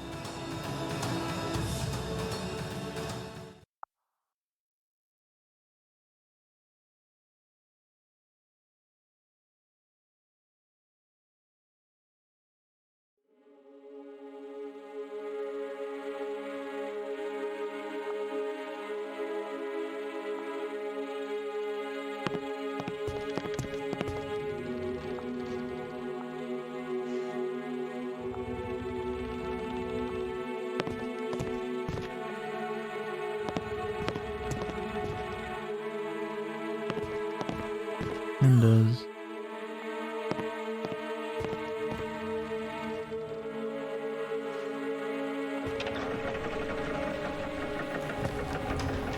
I actually kind of doubt that he will, Lyric.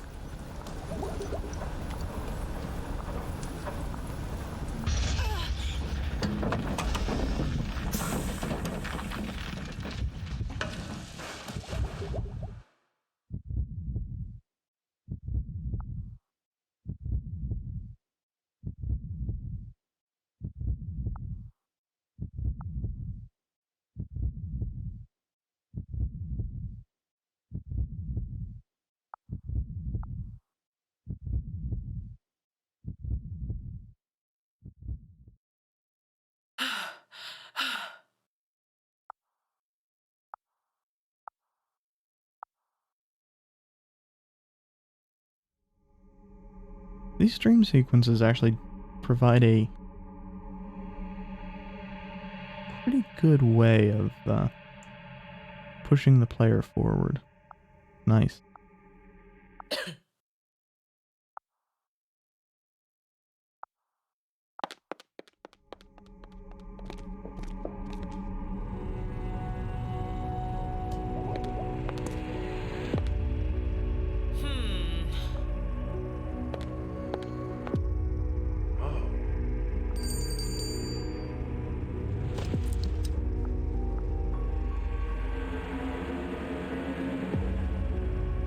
Oh, that's the company that made the game. Huh. Cute.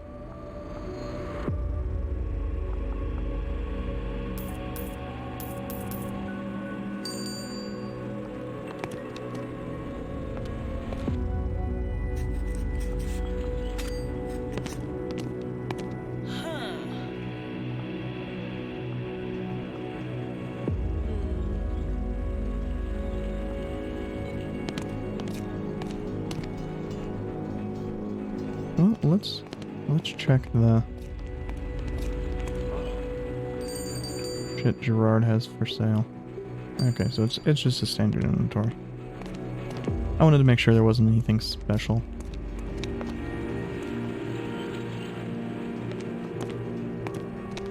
That was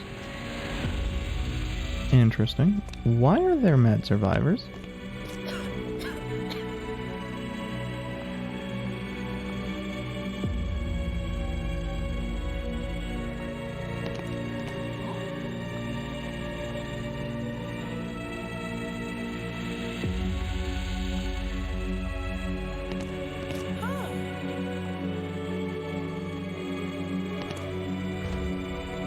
Oh, neat. You can swap people around here.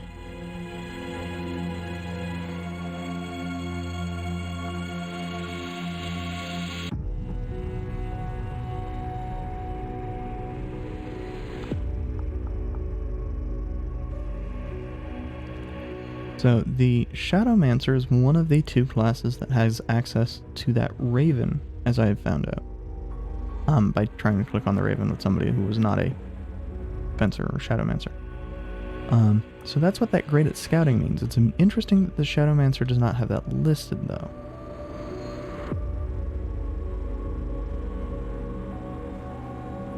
Also interesting, apparently the Shadowmancer and Fencer also share a secondary ability.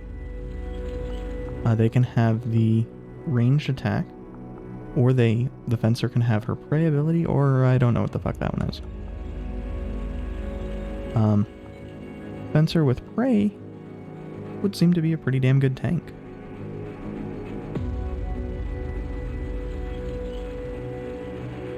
But also she lacks taunt. I think the Celestine also has a... Ah, so that's shared with Blood Mage. Oh, I think that's their stun. So Shadowmancer has access to a stun. That's basically, in most ways, similar to that, the Fencer's Flourish. Shadowmancer's actually looking better and better as I learn more about their abilities, what they have access to.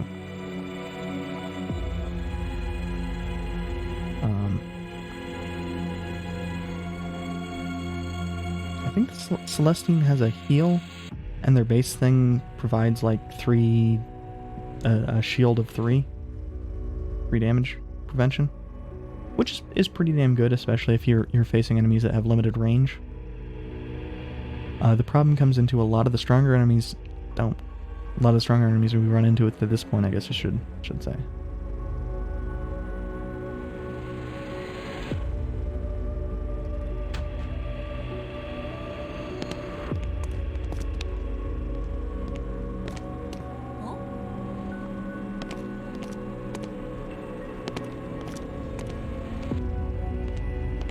Now, I'd really like to have a rest spot of some kind, but I am...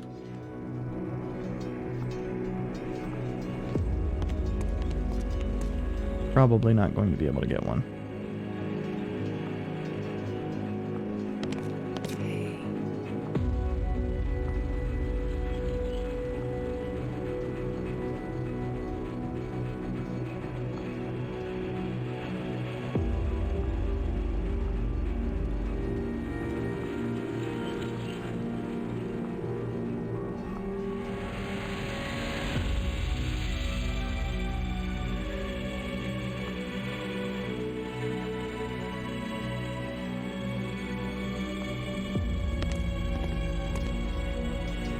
Okay, so the matriarch is going to sacrifice herself.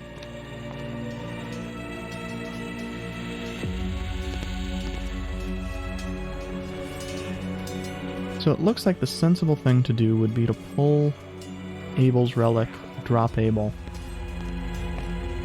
and replace him with another dragoon with the same skill set.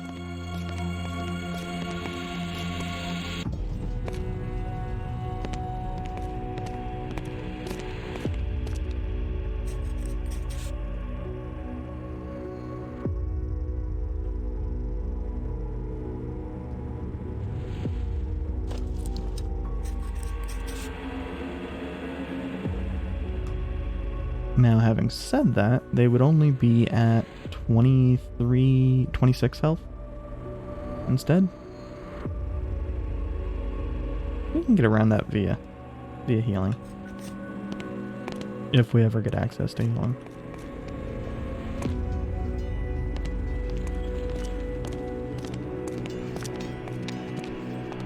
Equally importantly, I'm not... Oh. Guess who's blind? Oh, it's just a standard rest spot.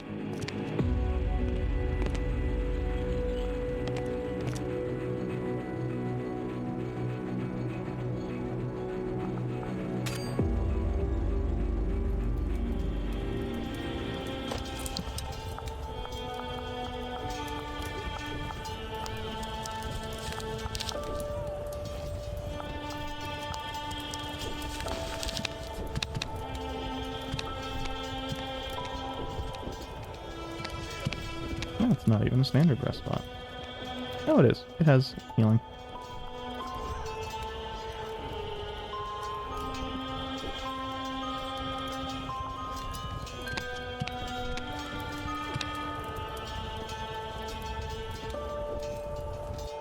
And Abel has sufficient health that I'm really not concerned about him being down a few.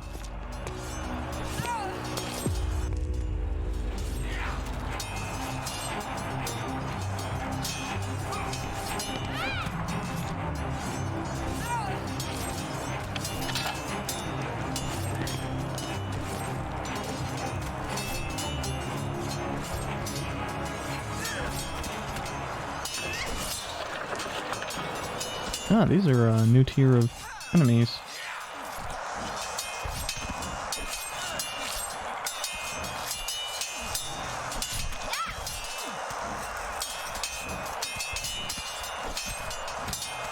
No, we don't have a good way to actually kill that archer.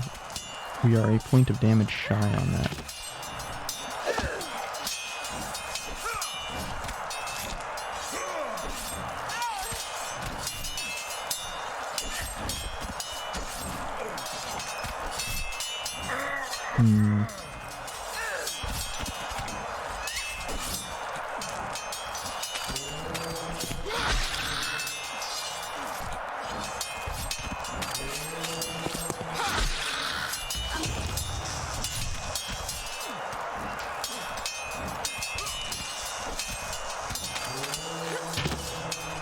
And most likely that ghost is the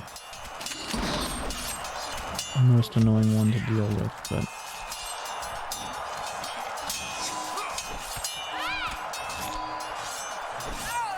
yeah.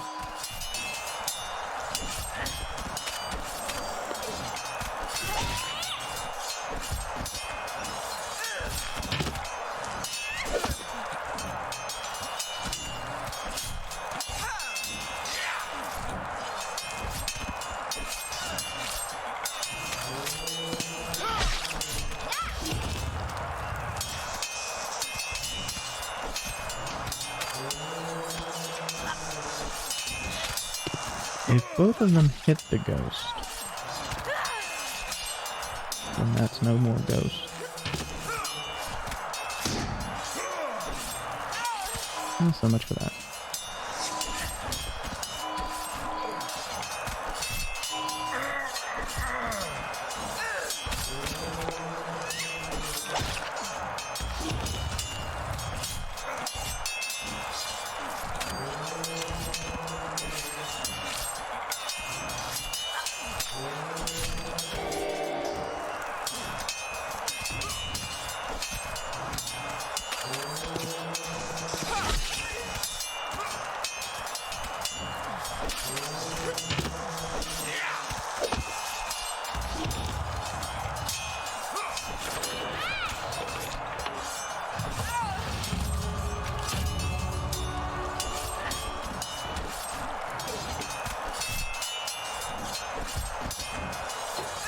I really wish we had access to storage somewhere here.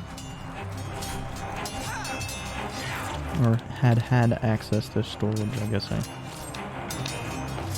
should say.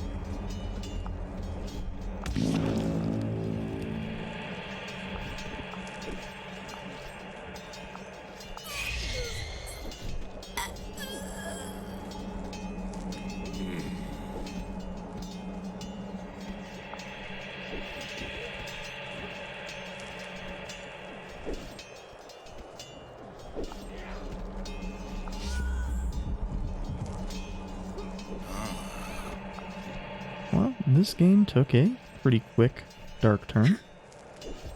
You.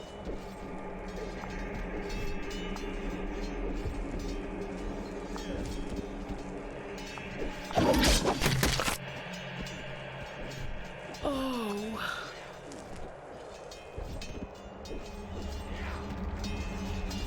So presumably that was taking place on the other side of that.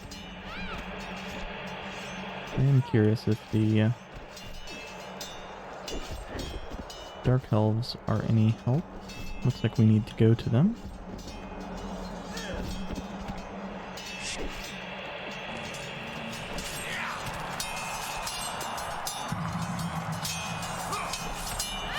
It's weird that there's all these traps here, though. Oh, god damn it.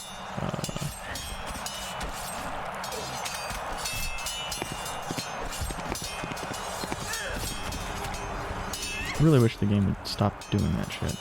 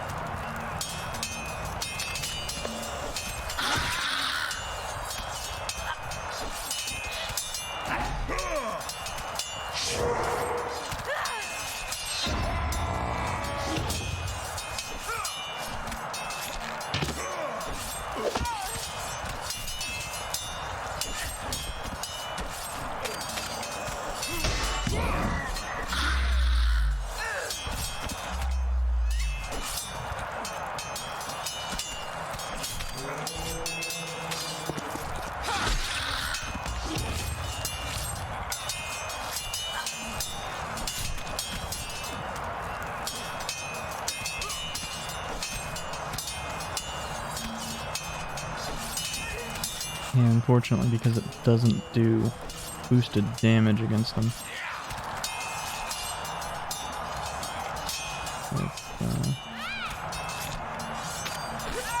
It's more likely to see results shooting the archer. Because Relic should be able to take out the fighter.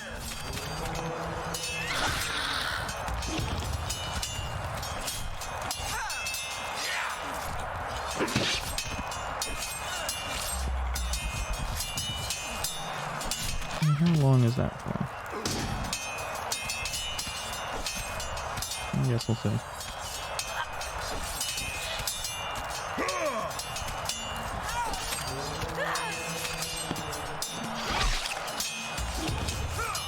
Same length of time as his buff was for, so that's good.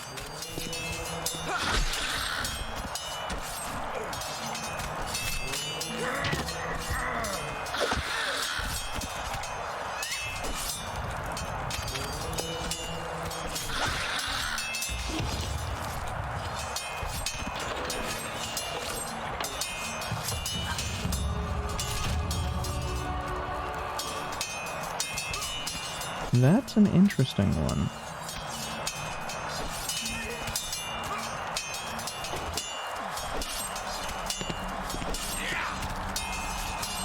But of course, since we probably don't have access to the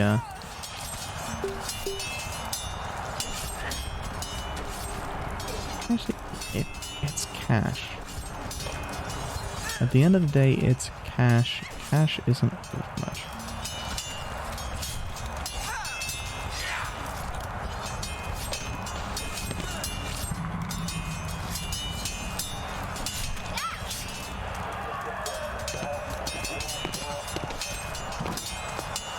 There we go, we avoided that trap. And presumably this one. And I believe the overweight thing would have dropped us down to enough that we would have been hit by both of them. So.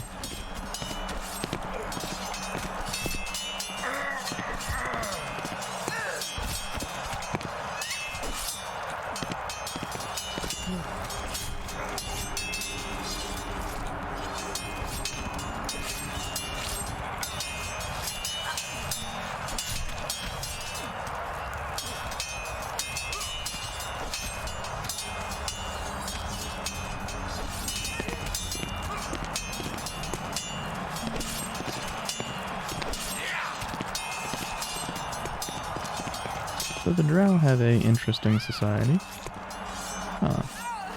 An additional rest spot.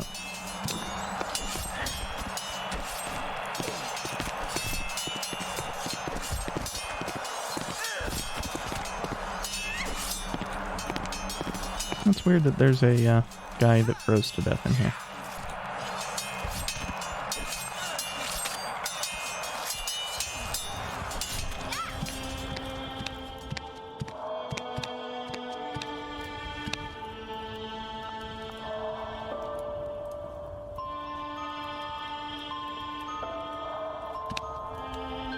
Now, the Geistometer seems pretty much pointless here. Which isn't a surprise, it seems pretty much pointless everywhere.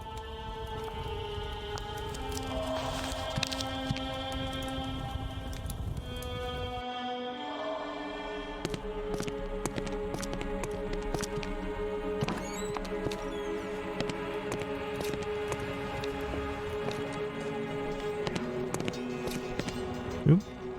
Codex.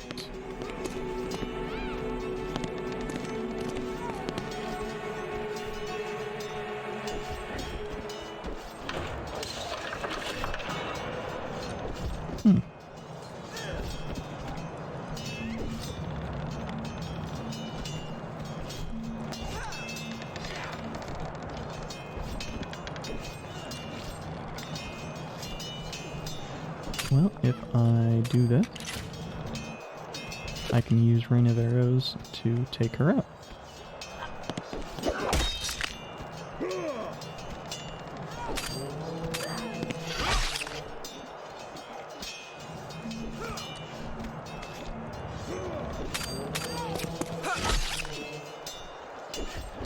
along with the temple guard.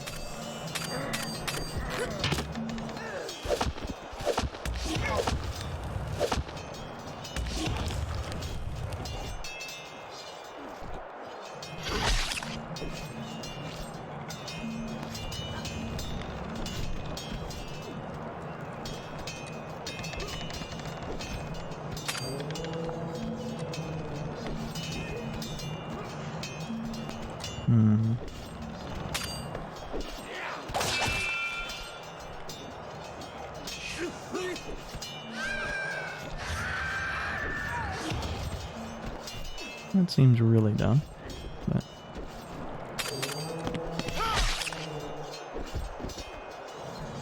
Yeah, it's very powerful, but... he's dead.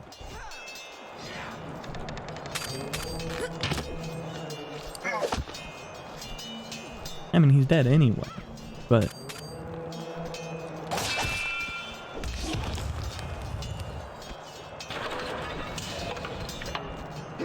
using that when you don't have 5 health to lose seems really dumb.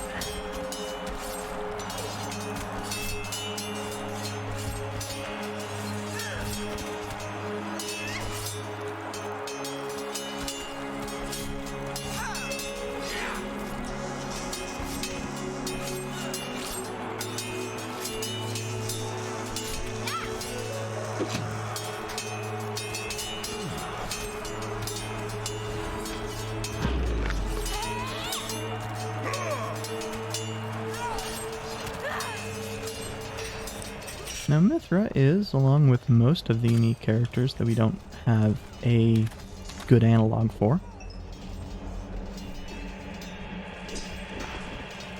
seems like an interesting combatant.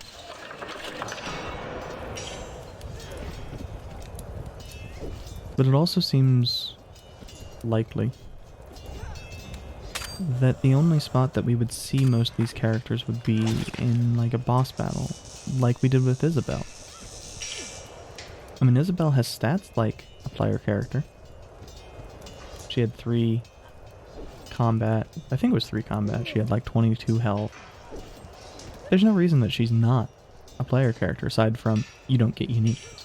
Lyric is your unique.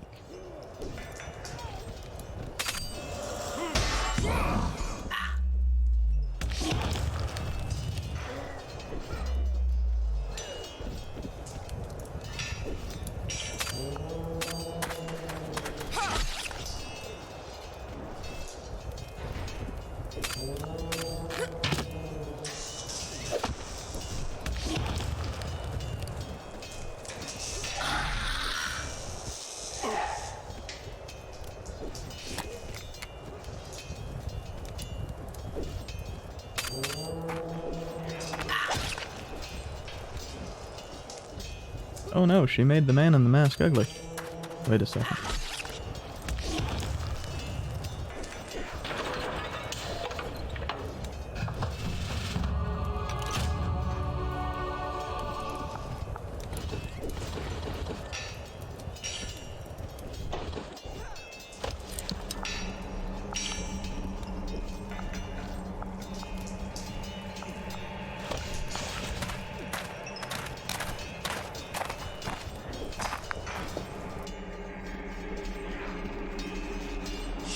Wait. Was that?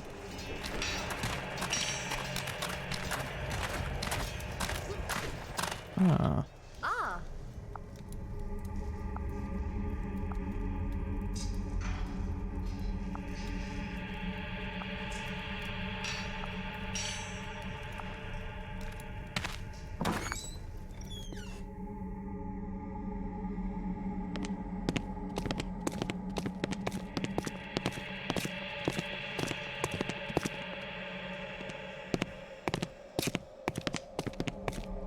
can get some more rest. So it's just gonna be our caster letting us sleep again. Unless we need beyond that. I mean, it's just gonna be... what's his face anyway? Since he takes all of our damage.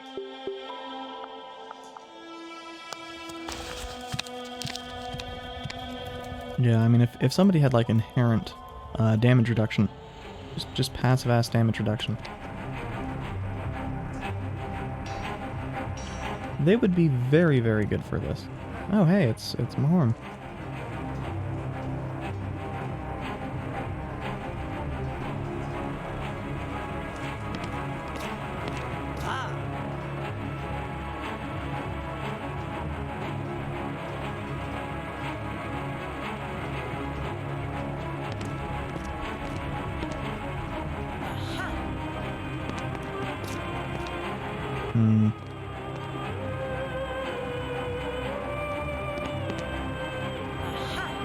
I will want to fully explore this area.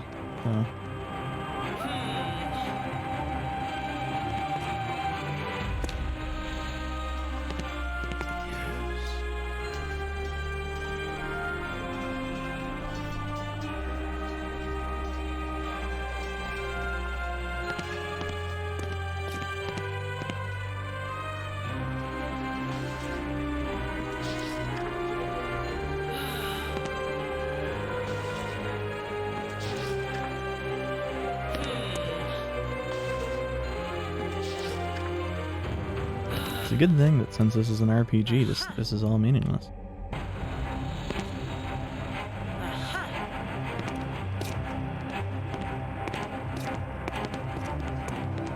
Hey.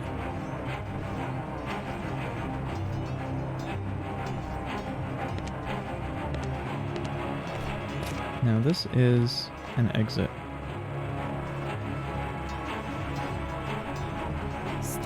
Damn it.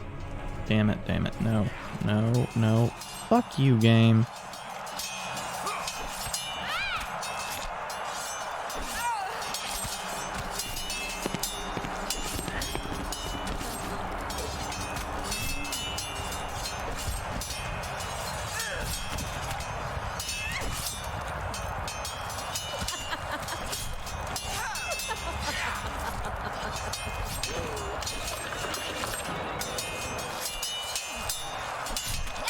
I do find it interesting that almost all of the enemies that we meet in this type of thing choose the third spot.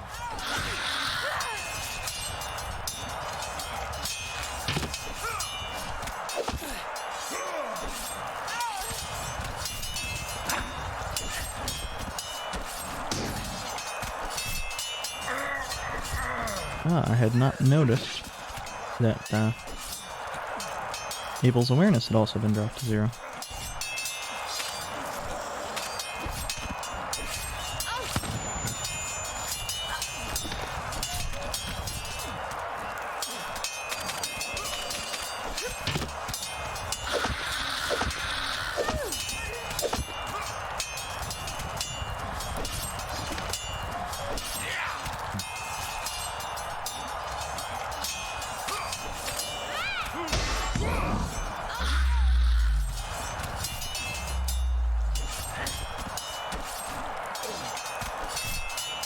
So we can hit 2 enemies and take out the warrior, or we can shoot and take out the archer.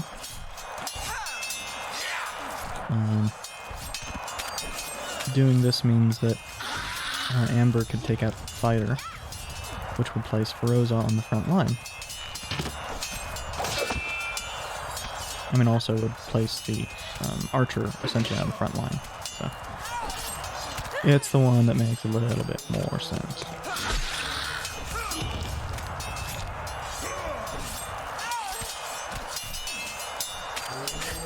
And putting a bleed on Feroza also makes a lot of sense. Not like the strongest attack in the world, but it is 2 damage a turn.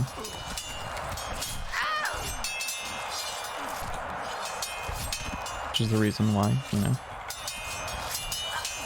I guess that ramps up. I don't get it.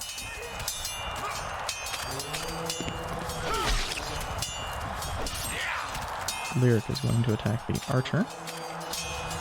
Since Abel couldn't kill her anyway without a crit, is the reasoning.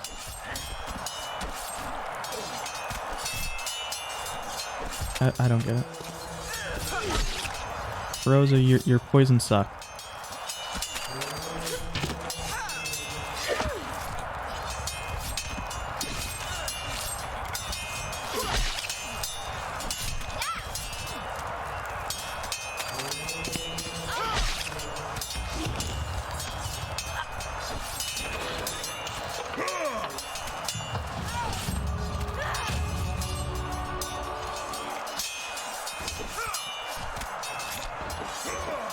Ooh. Ooh.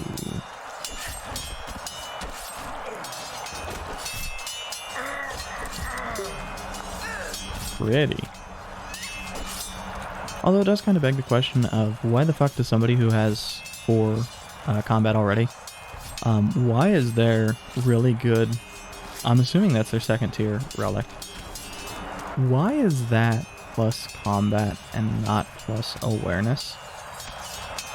Like, throw +2 awareness on that bitch, and it is fucking fantastic.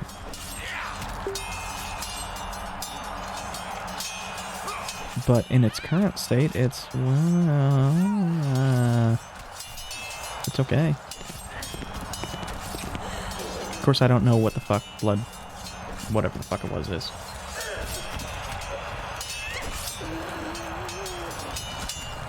Something I am a little bit worried about is that it could be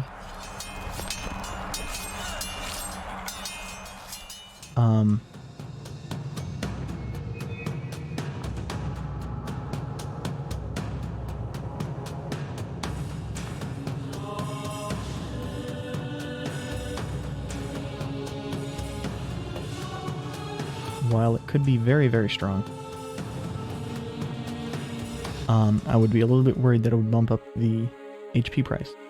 I only looked at the basic enhanced flourishes, so I didn't look at what the 2nd tier did. On the other hand, if it was like 4 HP for +4 combat, that could be really good, especially for like a scoundrel. Bump them up to 6 combat.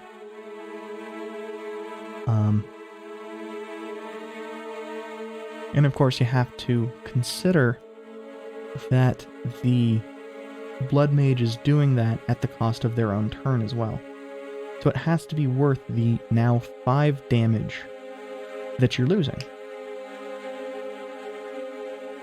And with most class combos, that's not going to be worth it. If you have somebody who's only doing basic damage to one person, well, okay, so you're trading. Let's assume that it is 8 damage. You're trading 8 damage for 8 damage to your characters. And basically it's 3 damage for 8 damage to your characters. Conversely, if that's a scoundrel, that puts you at plus there. If you have an Arcaster doing that combat damage to everybody, and there's 4 targets, that's further plus there.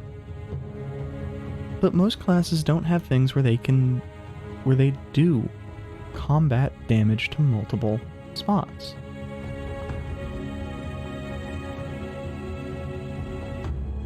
Also, it's really weird to me that this art style is being used for this, given that it looks so out of place. Like, I wonder if this is the art style that they started with and they changed to the...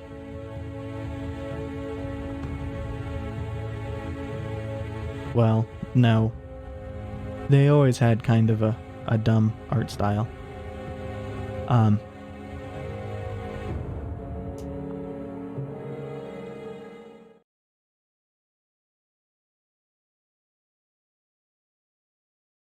But it does make me wonder which one of the two was the first of the... first set of items.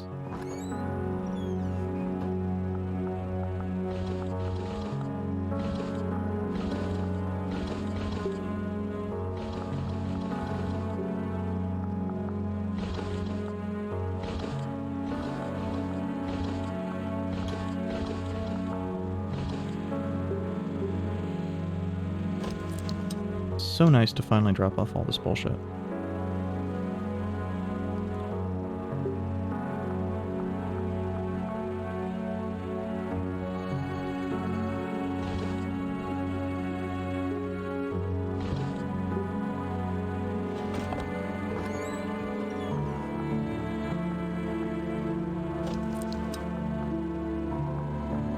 Yeah, it should be sufficient.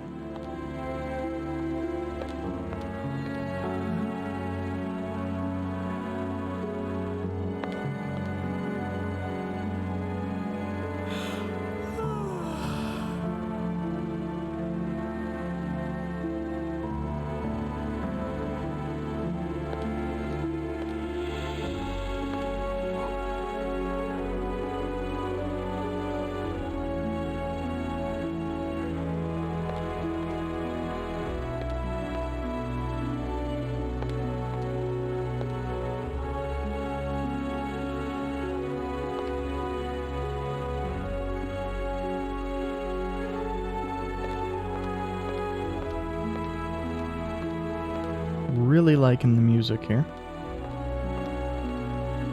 It is sufficiently somber without feeling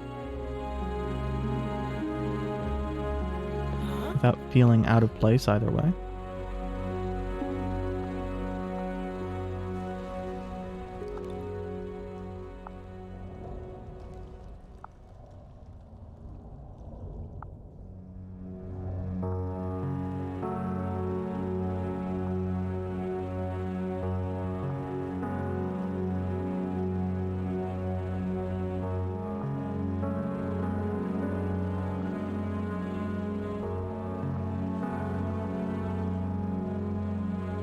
And we have a message for Davinia anyway.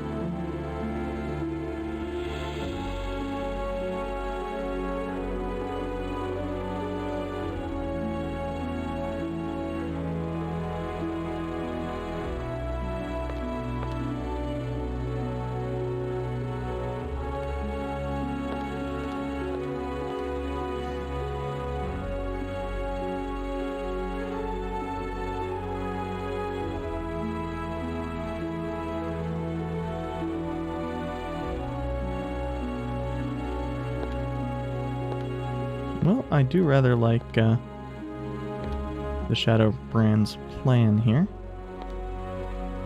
I suppose she isn't the Shadow Brand presently, but I have to imagine Mithra did not come out of that one alive.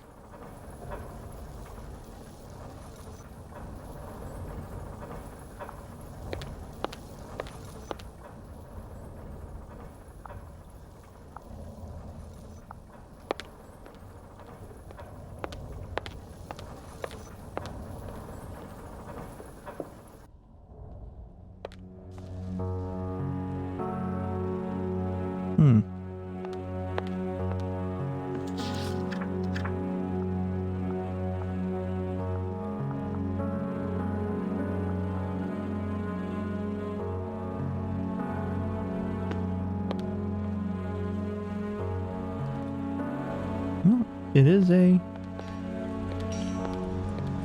quest objective, so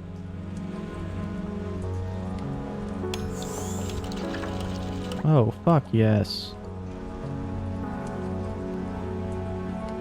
Well, once we get access to whatever the fuck Mithram ore is, we can have an actually good set of combat gauntlet. It's looking like the purples may not have disadvantages at all. The reason that I actually say that is, of course, the hero vest did not have disadvantages after its prior tiers all did.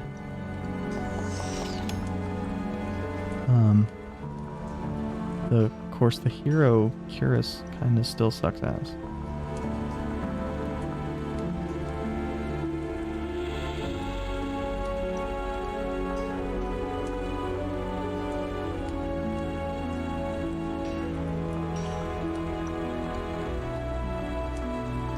I like how the hero kit is just the same thing, but with a little hedge essence peeking out. It's cute.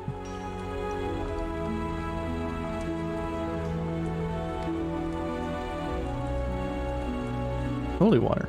Interesting.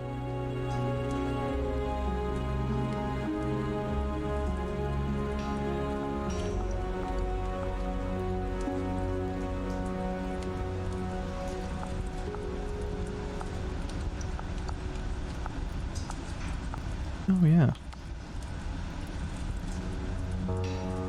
First hand is the point of comparison for...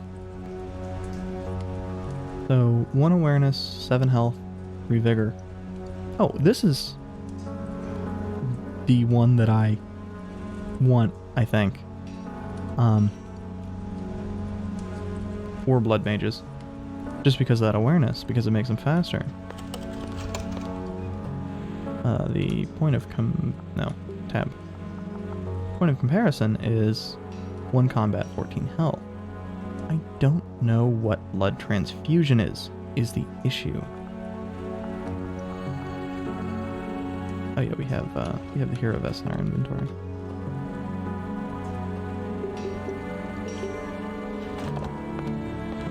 And we can presumably talk to Volsung.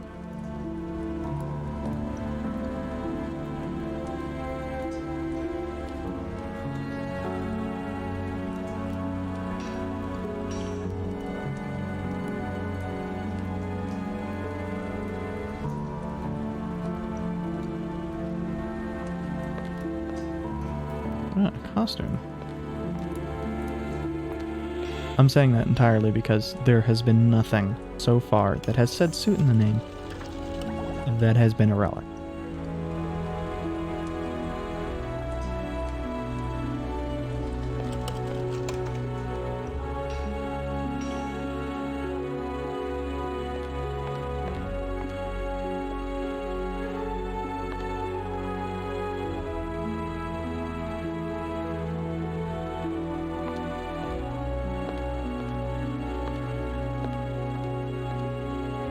I am kind of curious, though.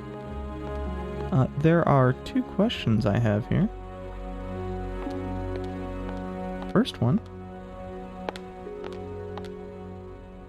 Where's our buddy Abel?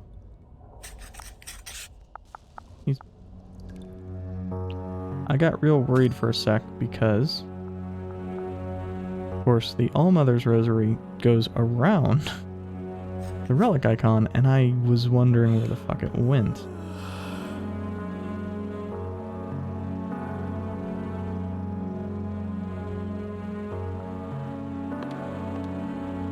But it's interesting that we don't have seemingly don't have access to our costume changing.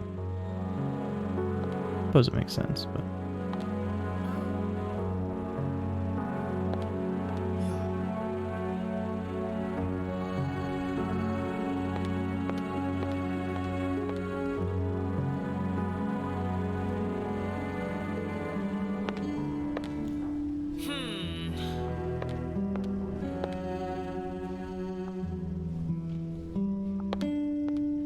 well, they need to sacrifice somebody. Oh, we could, yeah, there's Arcasters here that have our preferred skill set. Oh, and we can check out what the scoundrels actually do. And that is one that has the hook, which is... It seems like that would be the better option.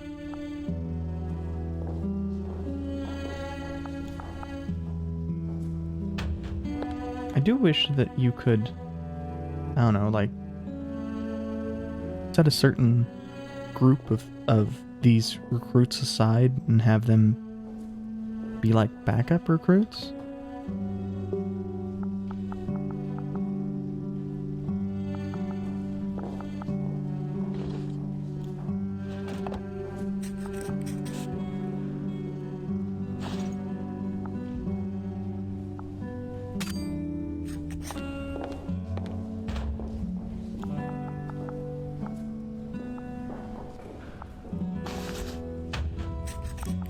The Blood Mage. Her basic ability. You know, obviously, combat damage, long range. Distracting blow. Pretty good. A stun. Mid-range. Which, in this case, means same thing as long... I don't fucking get it. It might have limitations based off of where you are in the party. It might be like 3 ahead of you or 4 ahead of you, so some shit like that. Soul Burst. Lets you hit two allies. What does the upgrade do?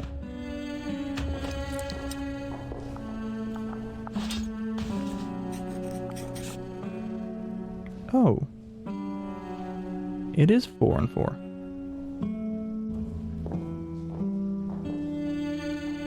Well, we don't have the personnel. As I mentioned, we do not have the personnel for that. Nothing does combat damage to multiple targets the way you need it to for that. For it to feel good, as I guess what I'm saying.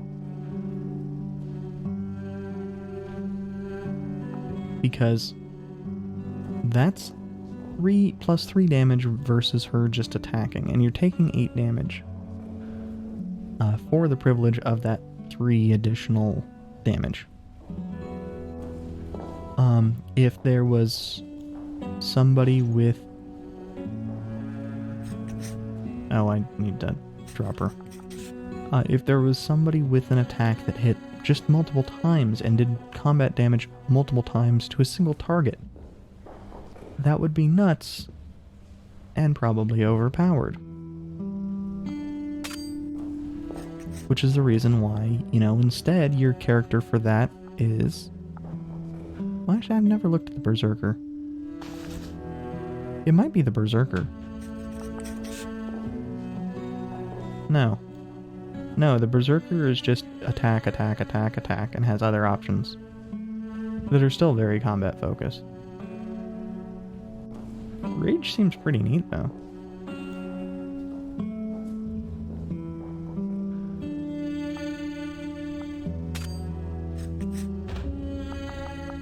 I don't think I'd want to use them because, well, they can't hit multiple targets. They can't hit... They just have a lot of limitations. Scoundrels are short range. That's kind of unfortunate. But they would pair very, very well with the Blood Mage. For some reason, I was kind of operating under the assumption that Scoundrels were male, but I guess there could be 2 models.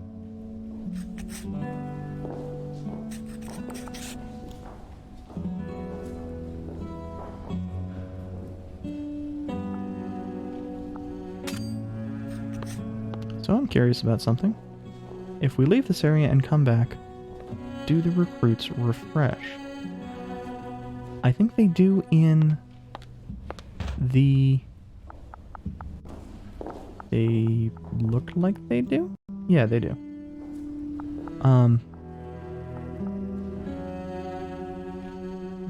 So it comes down to, what do we want for that slot? Now, if we had the relics for them, Celestine might work in place of the Dragoon. But if we had the relics for them, a scoundrel would work in place of the dragoon. Not that we actually have access to a scoundrel right now.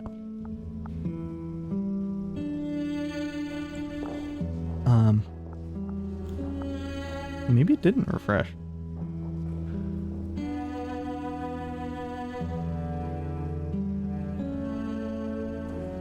I mean, there's also the Shadowmancer. If we had the Shadowmancer relics, those would be real good.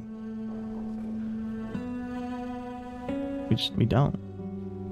We've not really seen them. Which is weird.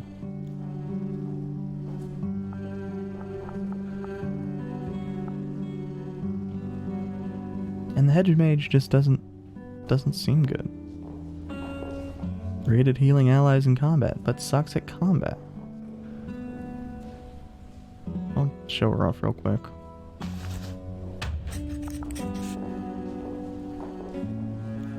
Heals 3 health, has 1 regen per turn. And her magic explosion does 2 damage to 3 targets.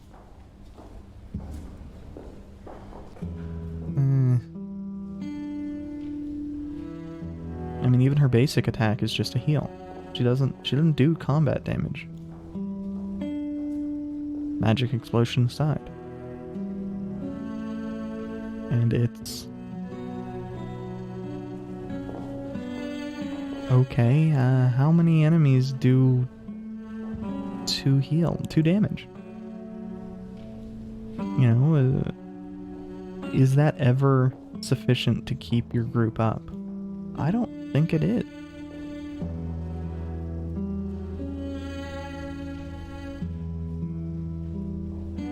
But at the same time, healing sufficient to keep your group up would be overpowered.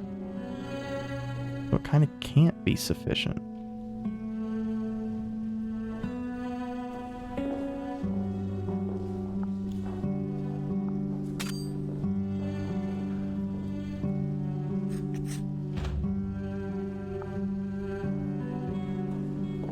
Oh, and since I've not actually had a Shadowmancer in party to show them off,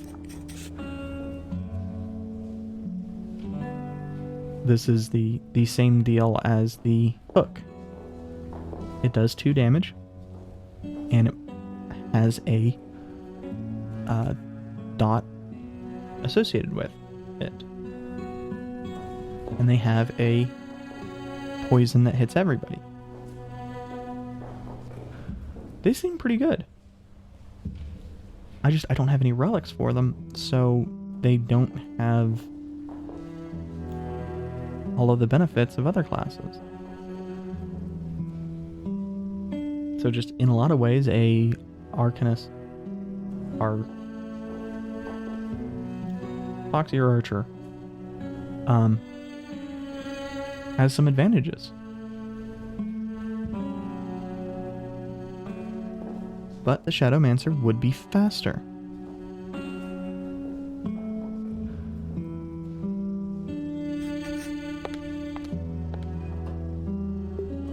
And of course, if I give him the Iron Gauntlets, that would address one of the concerns with lack of combat.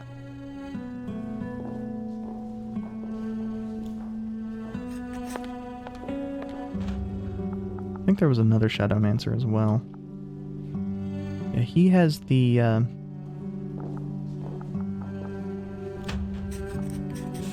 flying daggers, essentially, that Amber has, I believe.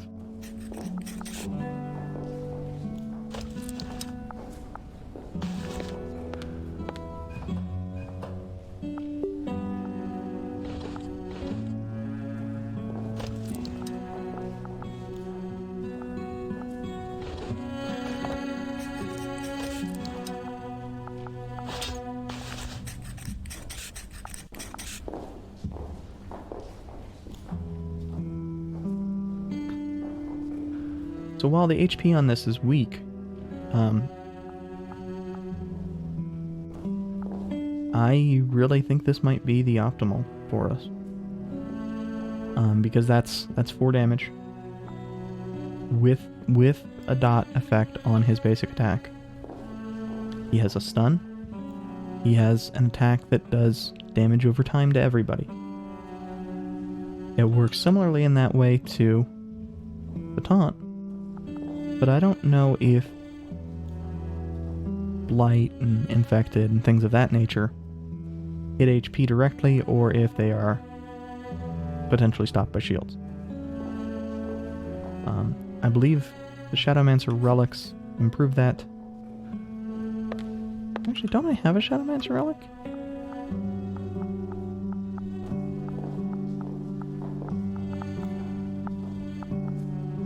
I think the first one just improves the number of turns for it.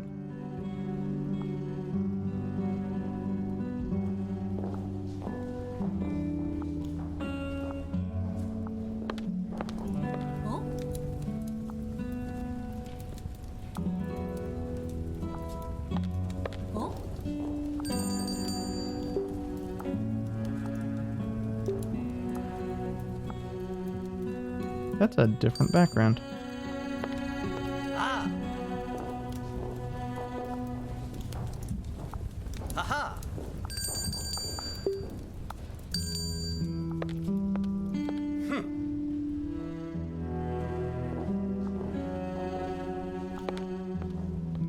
Oh, so that's where Abel is.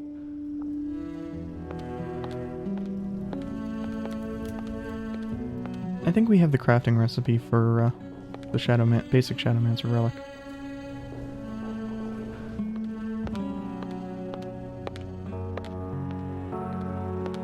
So I think it's down and then east for crafting. And we'll see if I'm correct. Hydra Humor? Hydra Humor! Now, it does not address the issue of combat. And their awareness is already pretty good, so it's... On the other hand, it does provide more health, more vigor. I couldn't remember the word.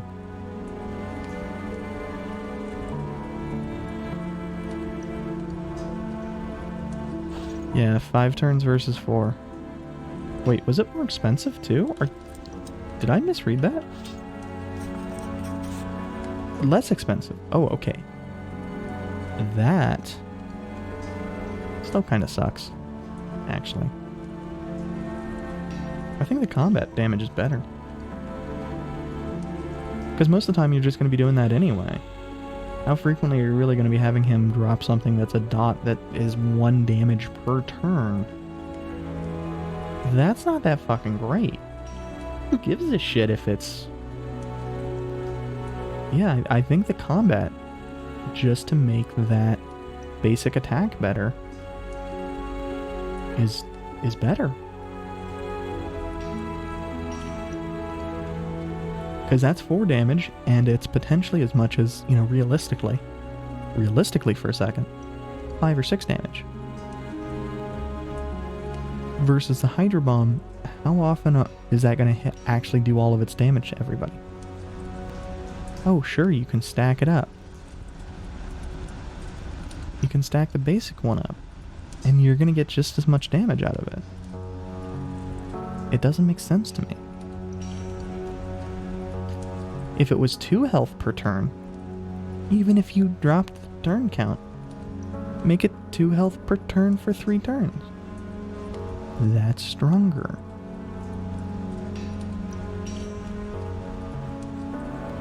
I also wouldn't be surprised if that's what the next upgrade, it looks like the first tier of upgrade is blue, and the second tier is, oh, wait a second. Weird. So we have white relics, we have blue relics, blue class-specific relics, purple relics, and red class-specific relics. I'm curious what the red Shadowmancer relic is, though.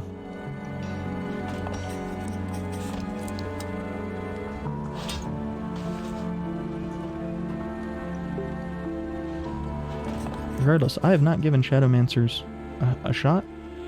I think they'll be good. I think they'll be better than the Arcanist. I think it's Arcanist.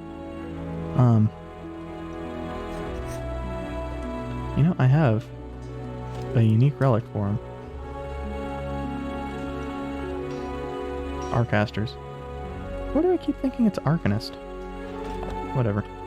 But I'm going to heal up, and we're going to be finished with this for now. This has been a lot better than I anticipated it being. Oh, we have... Oh! It's not. It looks dumb as shit.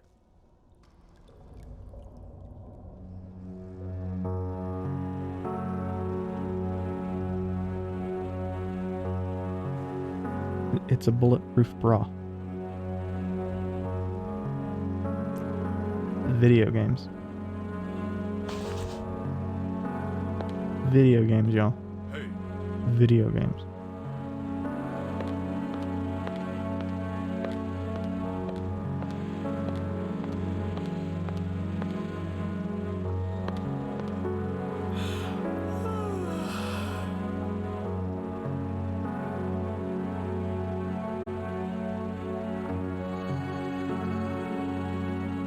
Anyway, that's it for me.